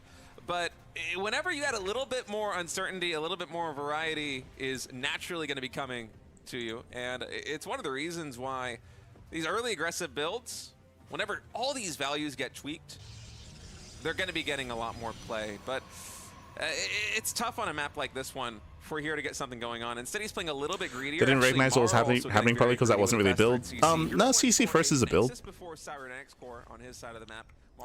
CC before Starport, hyper greed out of Maru. Oh my god. Behind this third command center, and okay. I was actually wondering heading into this map if we're going to see some more aggression coming out of Maru, actually, because well, the answer's no. It is a very powerful map for siege tank pushes at the third. And also a big shout out to Ingo in the chat. Thank you so much for subscribing to Twitch Prime for 5 months. Thank you, Papi. Thank you. Do appreciate it. To maneuver around there as the Protoss player trying to defend, but no, it's just going to be straight up macro here for Maru.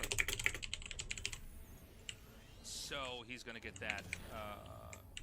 Sorry, he's going to swap the add-ons over here. He's getting that second Rax. And we're not going to see anything from Maru for a while because he can't do anything because he's powering up. Now, there is charge coming behind this. There is no third Nexus. Ooh, Notice what he's okay. showing at the entrance. He's showing it. Okay, now we're in. There's a lot happening. There's a lot happening right now. Okay, so a couple of things. First things first. Hallucination Scout, big moment here. He sees a third CC. So Maru is being very greedy, going for a third CC before Starport and before second rack. So hyper greed out of Maru. Meanwhile, herO is not opening up Blink. He's opening up Charge. Now, what does this mean? Now, typically, charge-based openers are designed to hard counter all-ins. If Maru was going for a tank-based all-in, then Charge would be done, and herO could easily shut. I say easily, could shut down any kind of early tank push. But now herO finds out that's not happening. He finds out, ooh, you're being greedy, and you can see herO respond with his own greed. Double Forge on the way, third base on the way. I would favor Maru in his current position. Maru shouldn't die anytime soon. This early charge timing shouldn't achieve anything. So herO gambled a little bit. herO was hoping that Maru would be aggressive. He wasn't expecting Maru to be greedy. I wasn't expecting that either. But Maru, he should get away with his greed. Sure, Maru still has no idea that it's early charge, but honestly going for a 3 command center opening like this one for Maru, I don't think the charge coming in first will be too much of a factor. Yeah, State, he's getting pushes there. out with the siege tank and with the Marines, it's just going to get gobbled up by whatever it is that herO is mustering, because it's such a greedy opening here for Maru that the push will be just a little bit too late to really get meaningful damage done. And herO recognized this, perhaps with a Yes, the State, he kind of got there. He's a little bit tentative in his words, but to try to, you know, push what he's trying to say is that when it comes to these two builds compared against each other, here his setup is ideal against a push, but Maru isn't pushing, so Maru is in a better position. With delayed upgrades. And I wonder now how the Zealot spam, more or less, is going to do versus what Maru's got, with herO perhaps having a 1 minute plus upgrade advantage with Chrono Boost. So we have 1-1 coming out ahead of Terrence. So a couple of things here. When it comes to how these builds are going to set up, herO, he will have an early 1-1 timing. True, he will have also a 2-2 timing as well. A lot of this will come down to the third base. Maru, he's going to be able to saturate his 2 bases really, really quickly, and he's going to be able to take his third base and saturate that really quickly as well. But can Maru save his third? Basically, herO shouldn't be pushing until Maru expands. When Maru expands, he's going to expose himself, right? Maru, he's going to be exposed because now he has to move his army, he has to try to get in position and protect his third base location. When he's doing that, that is when Maru is the most vulnerable, and that is when herO can strike, is when Maru tries to expand. So that's going to be the timing, that's going to be the moment that herO ideally wants to hit before Maru fully sets up his SimCity and turtles up on 3 bases. And it's also a little bit hard to make this read as Maru, because you do see a lot of greed coming in from herO. It's a relatively fast third base and it's a very quick fourth base, so that could be the reason why. And he's actually going to drop a scan. That scan I'd say it's a standard third base for herO. At the top side, and if Scan Maru reveals clicks Zealots, on he them, knows. he can check the movement speed and see Nice that scan. charge has been researched. He knows. And Maru, just knowing what a Galaxy Brain Terran player he is, almost definitely did that. So he's going to have a very good idea of what herO has gone for here. But he might not know the degree to which herO has gone for it, because, as you said... And you can see here, he's not going for a 1-1 timing, he's going for a 2-2 timing. So herO, he's going to hit later. Maru is going to establish his third base, or at least he's trying to. A ton of Here comes herO. And just try to barrel down the third base of Maru. I feel like this might work better than anything he's done, but it will come down to the Wallen. Like, this is what it comes down to. Maru, he's still setting up his third base, and herO, he's just now hitting. Does he even know it's going to hit yet? Here we go. That 1-1 upgrades on both It sides. dives Guardian in. Shield is going to pop. Nice kiting here by Maru. Kites well against the Zealots. Tank goes down. The Marines are able to just chew through the Zealots on the front line And right Maru now. holds. We do have a handful back here with herO. Still staying strong with the Stalkers, but I wouldn't say that's a successful push. He got a cancel on the CC. He did take a siege tank, but he's going for another wave. The majority of Maru's army and eco is herO is going for wave 2. Okay, he's going to come down here and put up these force fields. I don't think this is enough. He's basically, he actually almost kind of used the force fields against him there. Yeah. 4 Zealots are going to come in. Now remember, the 1-1 is done here. Yeah, the force field's working against herO there. Ooh, but that was still 14 dead SCVs. Before this attack is done with. And 2-2's almost done. It is as different of a game as this has been. Damn, he just actually shuttles the tanks down here immediately. Yeah, really nice positioning with the tanks. Very nice. Area. It is the same theme, no matter what the tech is, apparently, with these two, because Maru's got his third base up, does not seem to be touchable. Even when you lose SCVs, those are necessary sacrifices to keep the third base alive. You can remake those. You're trying to finish. Now there's 3 tanks, and now we have some decent SimCity. Here come the Zealots. He's diving in. The bottleneck is brutal, though. And Maru holds. Yeah, Maru, he completely shuts this down. He loses 2 tanks. He has 2 more behind this. It thinned out a bit, but no Guardian Shield is painful here. Just didn't have the energy for it. Luckily for him, he does have the closer warp in point And now with the warp. you can see how fast Maru is at rebuilding that wall. It is crucial. Against a Zealot heavy composition, it's crucial here that he rebuilds that wall as quickly as possible to make sure that Zealots, that they just get choked up. Oh, but we see herO coming in from behind. Now, herO's going to look for another entry here. Okay. And, I mean, Maru is just buttoned up so nicely. I don't really see the hole in his Maru play. has to be careful. I don't see a Warp Prism flying into the main either, so he's going to have to try to brute force his Has way to kite into this. back. Boys are being pulled. He has to pull the boys. Right now for herO as he charges in once again. 2-2 upgrades versus the Tanks are going to be saved. Nice target firing on the Stalkers. When Maru, he does hold. All of the bio, especially with the Liberators now in the sky raining fire upon them, it's just too much damage coming in defensively here from Maru, and herO simply doesn't have the numbers to bust it. He might have these extra bases compared to the 3 expansions of Maru, but it's simply not enough to make up for the difference in value. It's what, been 4,000 or so resources already in the advantage of Maru in terms of. Let's see in the chat, no splash. This build is meant to be without splash. Like this is, it's designed to be the case. Remember, this is a 2/2 time with charge. No, there's no storm, there's no Colossus. I should emphasize that because of that fact, this has a bit of a time limit. It means that over time, hero's army is getting worse and worse. Like, hero's on a timer. If he fails to get too much damage done soon, then he's going to be outscaled. Just because he has no further tech, right? Because he has a very low quality army. But the problem is that Maru seems to just kind of know. It seems like the reality of this situation is if Terran just knows to wall in, and why would a good Terran not do that, then suddenly this isn't as strong. And, you know, one of the issues is behind this, herO wasn't really trying to outgrow still. He got on 5 bases really early and kind of sat it out and tried to force win, and it backfired. So he's getting into the mineral line. Maru's out of position. Okay, better attack here for herO.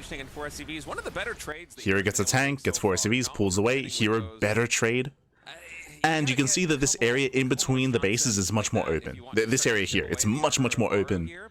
So herO can take a better fight. He's going for it. 3 now finishing up. It's still going to be a 1 upgrade differential. 3-3 for Protoss and 2-2 for Terran are finishing at just about the same there are time. EMPs. And that's going to be the cue for herO to go. Literally the upgrade finishes. Yeah, Storms, they dive in, they get one of the tanks. 2-2 is ready. 2 tanks are going down. Biggest attack yet here for herO. But are there enough zealots? Power this position. Does he actually nice pick ups out of herO. Seems like he's got a lot. The tanks are cleared. And again, you can see how open this is. And we were trying to emphasize this at the beginning of the game. If you remember, at the beginning of the game, we spoke about how this map, Maganatha, is more open compared to Tokamak. And this is the example of that. You can just see how much space there is in between all the bases here. And this is just ideal for herO. Like, herO wants to fight out in the open. Might be able to get a lot more damage done. This Does link in. trying to find the angle right now on the Gets the Liberators. Siege Tank was focus firing them down now. It's going to shift herO has to get out of here, though. Zealots. Maru was retreating into the natural expansion. Now he can finally push back out. Behind all of that, Maru was losing 10 SCVs at the 3rd base. And you can see herO, he is crippling the economy of Maru, and for the most part, herO is mainly trading Zealots. These are better trades for herO. As long as he can stabilize against this next wave from herO, I think he's just fine.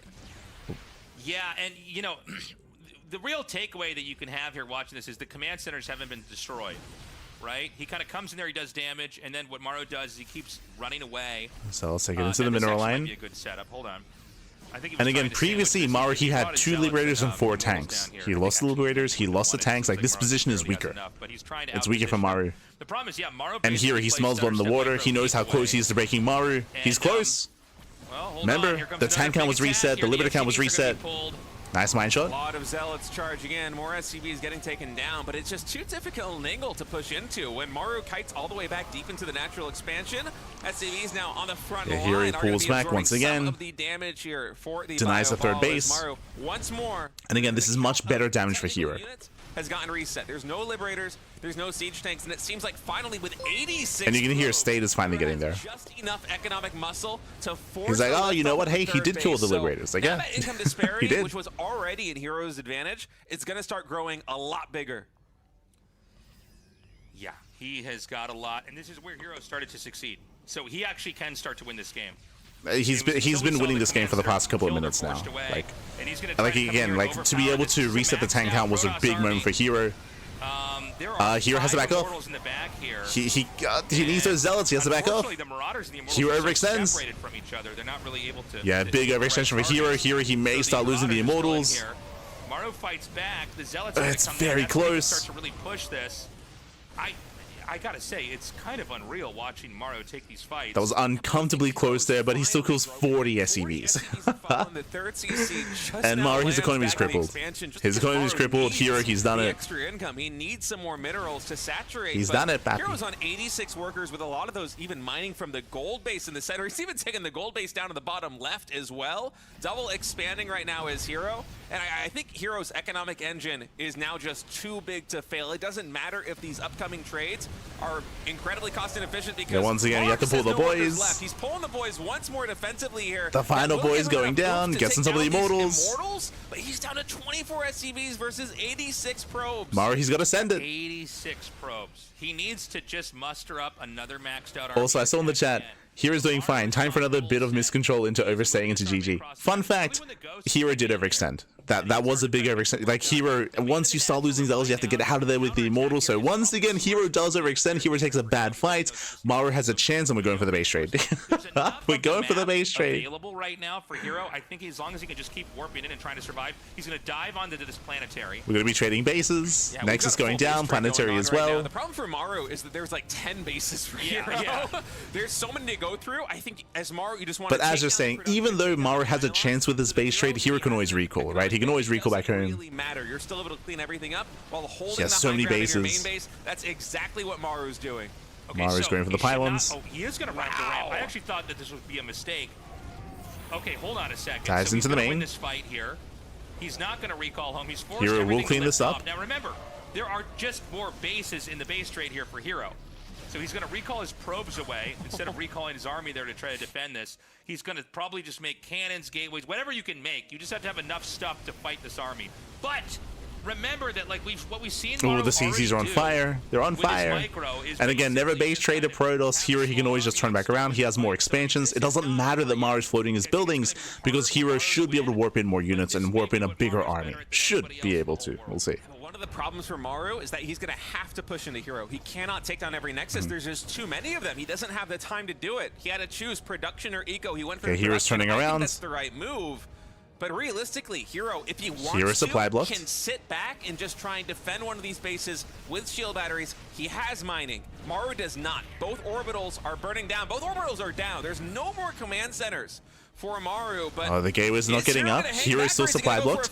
Now, in a head-on fight, Maru does have the better army. True. He does have the superior army. herO has the better economy. herO needs to get his production back up and running. All this damage for herO, obviously, Maru can still win this. right? Look at the resources that are banked here. There's about 1,300 Remember, the supply lies. Minerals, but no gas. The supply is lying here. The army supplies are very close. It's the worker count that is in favor of herO, but that doesn't matter here.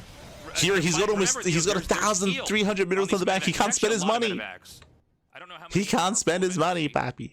Okay, they're actually pretty damn full. So hold on. Yeah, Maru can win this.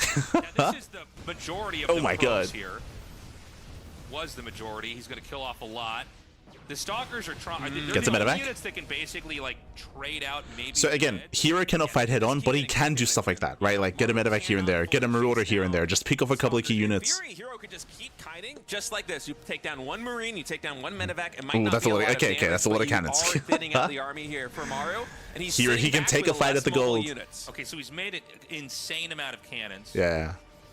Just fight with the cannons and herO should be fine. By the way, he could land a command center. There's no command centers left. I'm sorry, there wasn't one in the 3 down there. They Okay. all burned down. EMPs. Excuse me. All right. I herO thought there was dives still in, one gets that was 2 going ghosts. down there. Ghosts are This, going I think, down. is the end. hero's won this. This is just an insane. I can't believe how good these games have been today here. It's been wild between herO and Maru, and even here at the very end, Maru's making it so GG. close. And all right, we are going to a game number Hi-ya-ya. 7, baby, between herO and Maru.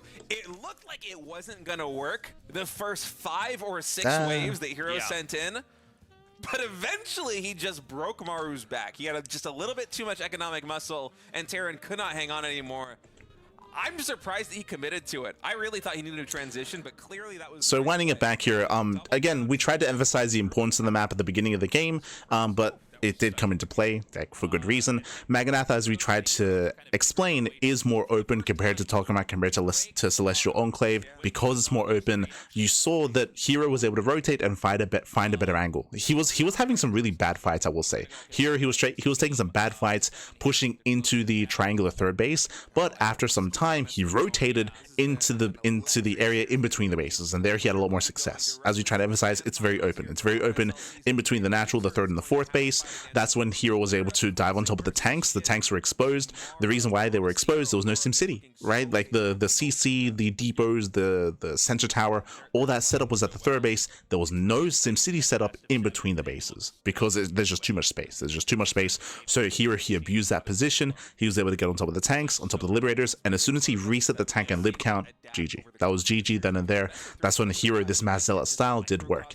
herO still overextended, true. Like there was a joke in the chat, and it did happen where herO stuck around too long with the Immortals. He shouldn't have lost them, but he did stick around with the Immortals. He lost the Immortals. That made the game closer than it needed to be, but still took it in the end. GG. GG. really sick best of 7. Let's go. Okay, hold on. That's okay. There's been a pylon made in the main. All right. Easy. I got excited too. I did. Oh, it's gonna happen. But there's also eBay block. an SCV coming out, and there's a second SCV. And are they gonna? Oh, second SCV. We're going for the proxy. He finds one. This is the barracks hasn't started. I don't know what I don't really know what the protocol is if your second SCV is scouted. Because I feel like if you see the second one, then you know the other one's already on the map. Well, if Maru wants to hide a barracks, he's going to need to build one in the just main eBay. base right now. He's going to make it in the natural. Or in the natural. But it has to be the second barracks. Otherwise, herO's going to know. Yeah. herO might have thought that was the first SCV. I think he might. I'm not sure. Yeah, I don't know the time. he would. He would have thought that was the first SCV moving out. Interesting start here to game number 7. Yeah, there's going to be a little bit eBay of block. Yeah, just going for the eBay block. Abandons the idea of a second barracks. So, as they're saying, initially Maru, he wanted to go for the proxy, but he got scouted, right? The probe saw the SCV, so Maru, he deviated away into an eBay block instead. I feel like it was going to be a proxy 2x Marauder for a second, honestly. It probably was going to be. With the second SCV timing. All right, Cybernetics Core now coming in here for herO. The engineering bay in the natural expansion is revealed, so he's just going to go right onto the third base. I think the SCV, yeah, it's just a little bit too slow to block that from going down. So herO will have an expansion, but it is a bit exposed here. Yeah, well, the whole idea of putting the eBay down there is to kind of force the Nexus into a really open location. You know, these natural expansions, maybe one of the first things when StarCraft... Yeah, what they're touching on, here he's forced to take the unnatural natural at the third location. Maru, he's not going for a faster factory, he's just going Rax expand. There are some players that go into factories for a reactored Hellion to punish this. Maru is not doing that. He's going for the CC, so he's going for a standard follow-up, but here is going to have an awkward time defending back at home. Now, very quickly, talking about the maps, welcome to Winter Madness. Winter Madness is one of the newer maps. It is known for being a larger map, longer rush distance by ground, and defendable 3-base and even 4-base setup as well. I will say that this map is not as defendable as Tokamak or Celestial Enclave, but it's still up there in terms of like more macro defensive maps. Still up there, not as high as those two maps, but up there nonetheless. And herO, for the first time this series, Stargate opener. I say first time this series, technically herO did go proxy Stargate in game 1, but that's a little bit different. That was a proxy. Here, Stargate back at home. This is standard when you're forced to take the unnatural natural. What I mean by that is, it is really difficult for your stalkers and gateway units in the early game to defend your natural and your main at the same time when you're spread out in such a way. So opening up oracles and opening up phoenixes do allow you to more freely maneuver between your bases and defend. And of course, attack. Third, sometimes also one in the main base, because one of the biggest threats you have to deal with here as Protoss is Hellions, is Reapers, is drops. But should Maru begin making siege tanks after the first Cyclone, he's going to be able to hit a timing at that third base before herO is able to get a lot of upgrades online, before he's able to get a lot of production online, and that could prove to be very dangerous should Maru choose to go down that path. So what State is talking about here is because herO expanded towards Maru, that third base is exposed, and which means Maru has potential to go for a 2-base all-in. Not just that, because of the Stargate opener, that means Blink is late, that means that Charge is late, that means that the Gateway army is weaker as well in the early to mid game. So herO is very vulnerable against an all-in right now. Cyclone able to catch one of these Adepts. It will get bursted down as there's Oracle an Oracle in the main base of herO. I think Maru, it's one, 2 SCVs. A little SCVs. bit unexpected. And by the way, the medevac... do you see this? We have tank production, we have Viking production. Maru, he might just rally. He might just rally across the map with a stimulus marine push with tanks to kill the third. Maru should be able to lock on and kill this, so herO's going to have to recall and get that out of there. Unless it's some crazy optical illusion, which sometimes happens on these maps, where it's actually further away than it is. That looks That's like also As I believe Maru has a 2-1-1 setup, right? With 2 Raxes making Marines. Yeah. So he has a 2-1-1 setup. He should be rallying across the map. Landed Vikings can do a surprising amount of damage. And Maru can pull the boys. You can pull the boys with this build. Right, so he's going to go ahead and recall that. Boop. But we're almost to the You can see he's getting ready. Yeah, I definitely think it's coming. We have 2 barracks. It is. The big tell for me is that there's no add-on in the second barracks. And how many SCVs are we going to have? The big tell is no add-on the second racks, but also the Viking production. Like, we're continuing Vikings. Oh boy, look at the minimap. It seems like And it's here come the all of boys. Now, is herO going to be able to defend this push? Will he be able to get a stasis ward to trap the bio units? Remember, because of the build, herO has no blink. He has no blink. He has no Twilight Council upgrades. And then the push just hits. I mean, that Nexus is going to finish when you die. So he's going to be staying on 2 bases. That is probably the safest way to play. The SCVs are just tanking. The Stalkers are doing a good job. He needs to micro those, micro those SCVs. Does pick up a Stalker. A little bit. Oracle gets in, SCVs are going down. Done right now. Maru just setting up. Tank siege. is really good. Yeah. Like basically all the Stalkers lived. Yeah, he just zones away. Maru, he just zones away the Stalkers. A lot of SCVs are going down back at home, but he's getting on top of the natural base. So many SCVs going down. He's already pulled all the workers from the natural expansion. So there's not going to be a lot of money available for reinforcements here for Maru. And Boys being pulled, he dives in. Can he get the Stalkers? He can. Yeah, he punishes. Every Stalker should go down. Ooh, 3 escape. Still has an economy. He has money in the bank. He might be able to muster enough to win this game. Yeah, he just has these Stalkers. Kira's down to a 1 base economy. Use this to micro. He can use He's down to 3 Stalkers in a dream, pappy. I think he needs to try to go up into the main. He's got 4 more. Can hero hold on? Can he survive? Still kind of doable here for herO. He has blink. Oh my god. He doesn't pick it up in time. He misclicked there with the medevac. Cyclone gets taken down. Vikings also very low on HP. The medevac, it is what you see is what you get. I believe another tank is coming in to reinforce. Revelation, and I feel like Maru, he can't keep up. A little bit too small, tasteless. hero's done it. I think he did it. He's holding. I think Maru might be dead. He Maru, is. though, he has killed the only expansion of herO. It doesn't matter. He's on 1 base with 22 workers, so even though that was a gigantic win for herO, hero's counterattacking. Will he be able to close the game out right now? Because if he cannot, Maru like, might be hero's counterattacking. He has mass amount of Stalkers. The medevac. Oh my god. Okay, he's got to get this back here. Barely gets away. Is there a tank at home? I don't think there is. There might be one. The second Nexus has started. The There's bunker's one. Not done. He dives. That bunker's not done just yet. herO blinks Tank on goes top down. of the siege tank, able to 2-shot that thing. It goes down. Bunker is Bunker going does to finish. I don't even know if the Marines Doesn't matter. can get on top Yeah, of it doesn't Maru's gonna have matter. to lift his command center back into the main base. It's taking a lot of damage from these Stalkers in the low ground. Maru to just over a dozen. There's a tank on the high ground. Maru, he can save his main base at least. Natural. And with Blink, I mean, Blink is such a godsend in these low eco, low unit situations. You have so much room to micro. Yeah, every unit, every structure is so pivotal right now. He's cleaning up the depots out here. Did he overstay his welcome, though? He's going to use that blink to get away. Everything.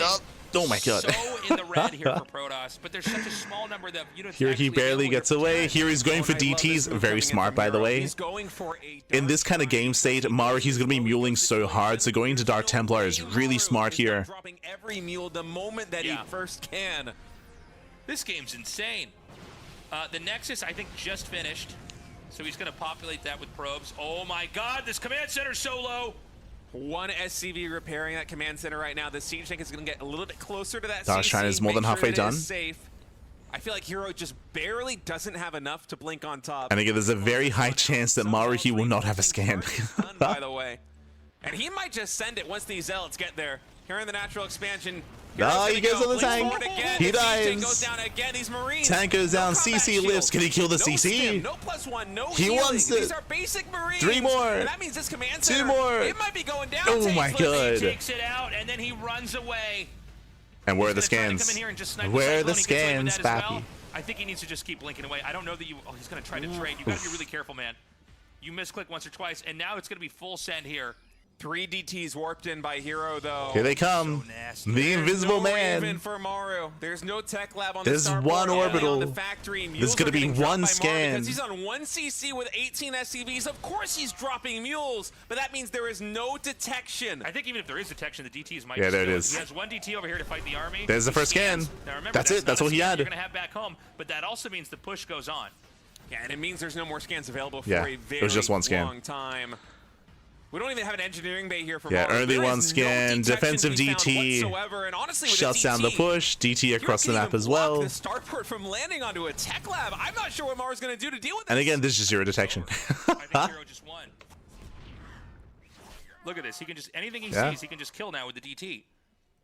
You almost never see endings like this in StarCraft 2. It's sometimes GG. GG. herO is going on to the finals. Another Protoss. Hell yes. The staff is overjoiced. They're popping champagne bottles right now because we have another Protoss in the finals of the RSL. Honestly, that series was amazing. Yeah, GG, well played.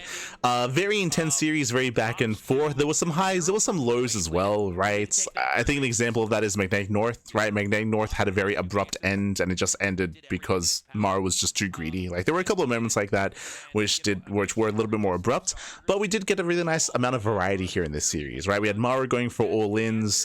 This is an example of that here on Winter Madness and on Mothership. Maru went for 2 base all-ins. Meanwhile, we saw some macro play to Maru on more defensive maps like Tokamak and like Celestial Enclave, where Maru, he was able to showcase and show off his prowess in that more macro play in a longer game where he can stabilize and set up a 4-base economy. We also saw maps where he couldn't pull that off on, like Maganatha, where he attempted to turtle up and defend, where herO did have a shaky start, but got into Mass Zealot and was able to abuse how open the map was and take advantage of Maru and shut him down. So GG, well played. Again, we got to see a lot of variety here. We got to see Maru excel in the late game. We got to see herO punish in the mid game, and we got to see some shenanigans in the early game as well. In the end, herO did barely win the series.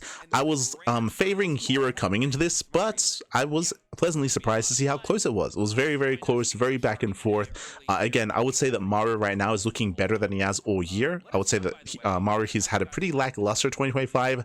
I wasn't too impressed by Maru in GSL this year, or DreamHack Dallas, or EWC, but right now Maru, he's actually looking really in form, which is kind of weird. Like, I would say that Maru's peaking at the moment when it comes to like his play. Like, he's been looking really, really nice and really really impressive, I should say. I think part of it is just the meta. The meta has kind of taken away some of the other styles that were really popular for most of the year. I did mention previously that TvP has changed a lot, and so has TvZ as well when it comes to the meta, because of the new map pool and because of the new patch as well. So we've been seeing a little bit more out of Maru, which has been really cool to see. I appreciate it. And again, Maru's not out. He's not out of the tournament. When it comes to tomorrow's broadcast, Maru, he gets knocked down to the lower bracket, and it's going to be Classic versus Shin, into Maru and into herO. 3 series tomorrow, and Maru is still in the tournament, and we could even see a rematch. I would love to see it. I'd love to see a rematch between Maru and herO. Whether or not we get it, you know, it's up to Maru. It's up to Maru. The pressure's on. So again, 4 players remaining: herO, Maru, Classic, and Shin. And again, we're going to be wrapping up and crowning this season's RSL champion tomorrow. It's going to be tomorrow. Bam. Wait, what? Isn't that an immortal? Wait, no, the Dragoons are already dead. The Dragoons are already like the dead. Yeah, they're trying to figure out their own lore.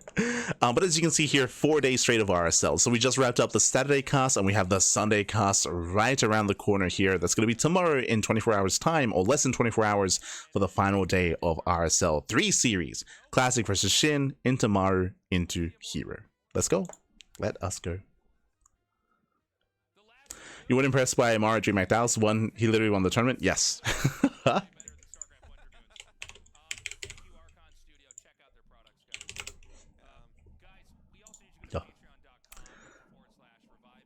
But GG, well played. With that, congratulations to our players, and again, we're going to be coming back tomorrow with the remainder of the RSL, with the remainder of the tournament. Otherwise, hope you all enjoyed yourselves, hope you all had a great time here, and we'll see you guys next time. If you want to support us, you can do so by following us on the socials, !socials in the chat. You can follow us on YouTube, Twitter, Facebook, Instagram, all things CranKy Ducklings. We do stream on YouTube, and we upload on YouTube on a daily basis, and you can also support us on Patreon if you wish as well.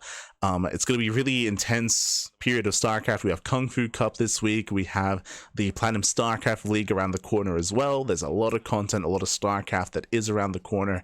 Like December is going to be quite busy with those events. We have the Tuna Cup November finals this weekend as well. Sorry, next weekend. So a lot of content, a lot of StarCraft. We'll see you then. Otherwise, thanks for watching, and we'll see you tomorrow for some more StarCraft. Stick around. We're going to be giving another StarCraft streamer a raid. We'll see who we can send everyone over to. Let's have a look. I know that Snake Stars has been smudging as of late, but I don't know if there are many other people streaming at the moment. Rainer's playing League of Legends. Of course he is. The Rainer. Sort of a stream. Yeah, we'll give some love to Sort of. Give him some love. Is Sort of. He was actually casting yesterday. He was casting RSL yesterday. A little bit unfortunate they didn't have him today, I don't think. Yeah, they didn't have him today, but did have him yesterday. So give him some love, give him some support. Otherwise, we'll see you guys next time. Ciao, papi, ciao. See you next time. Hasta luego.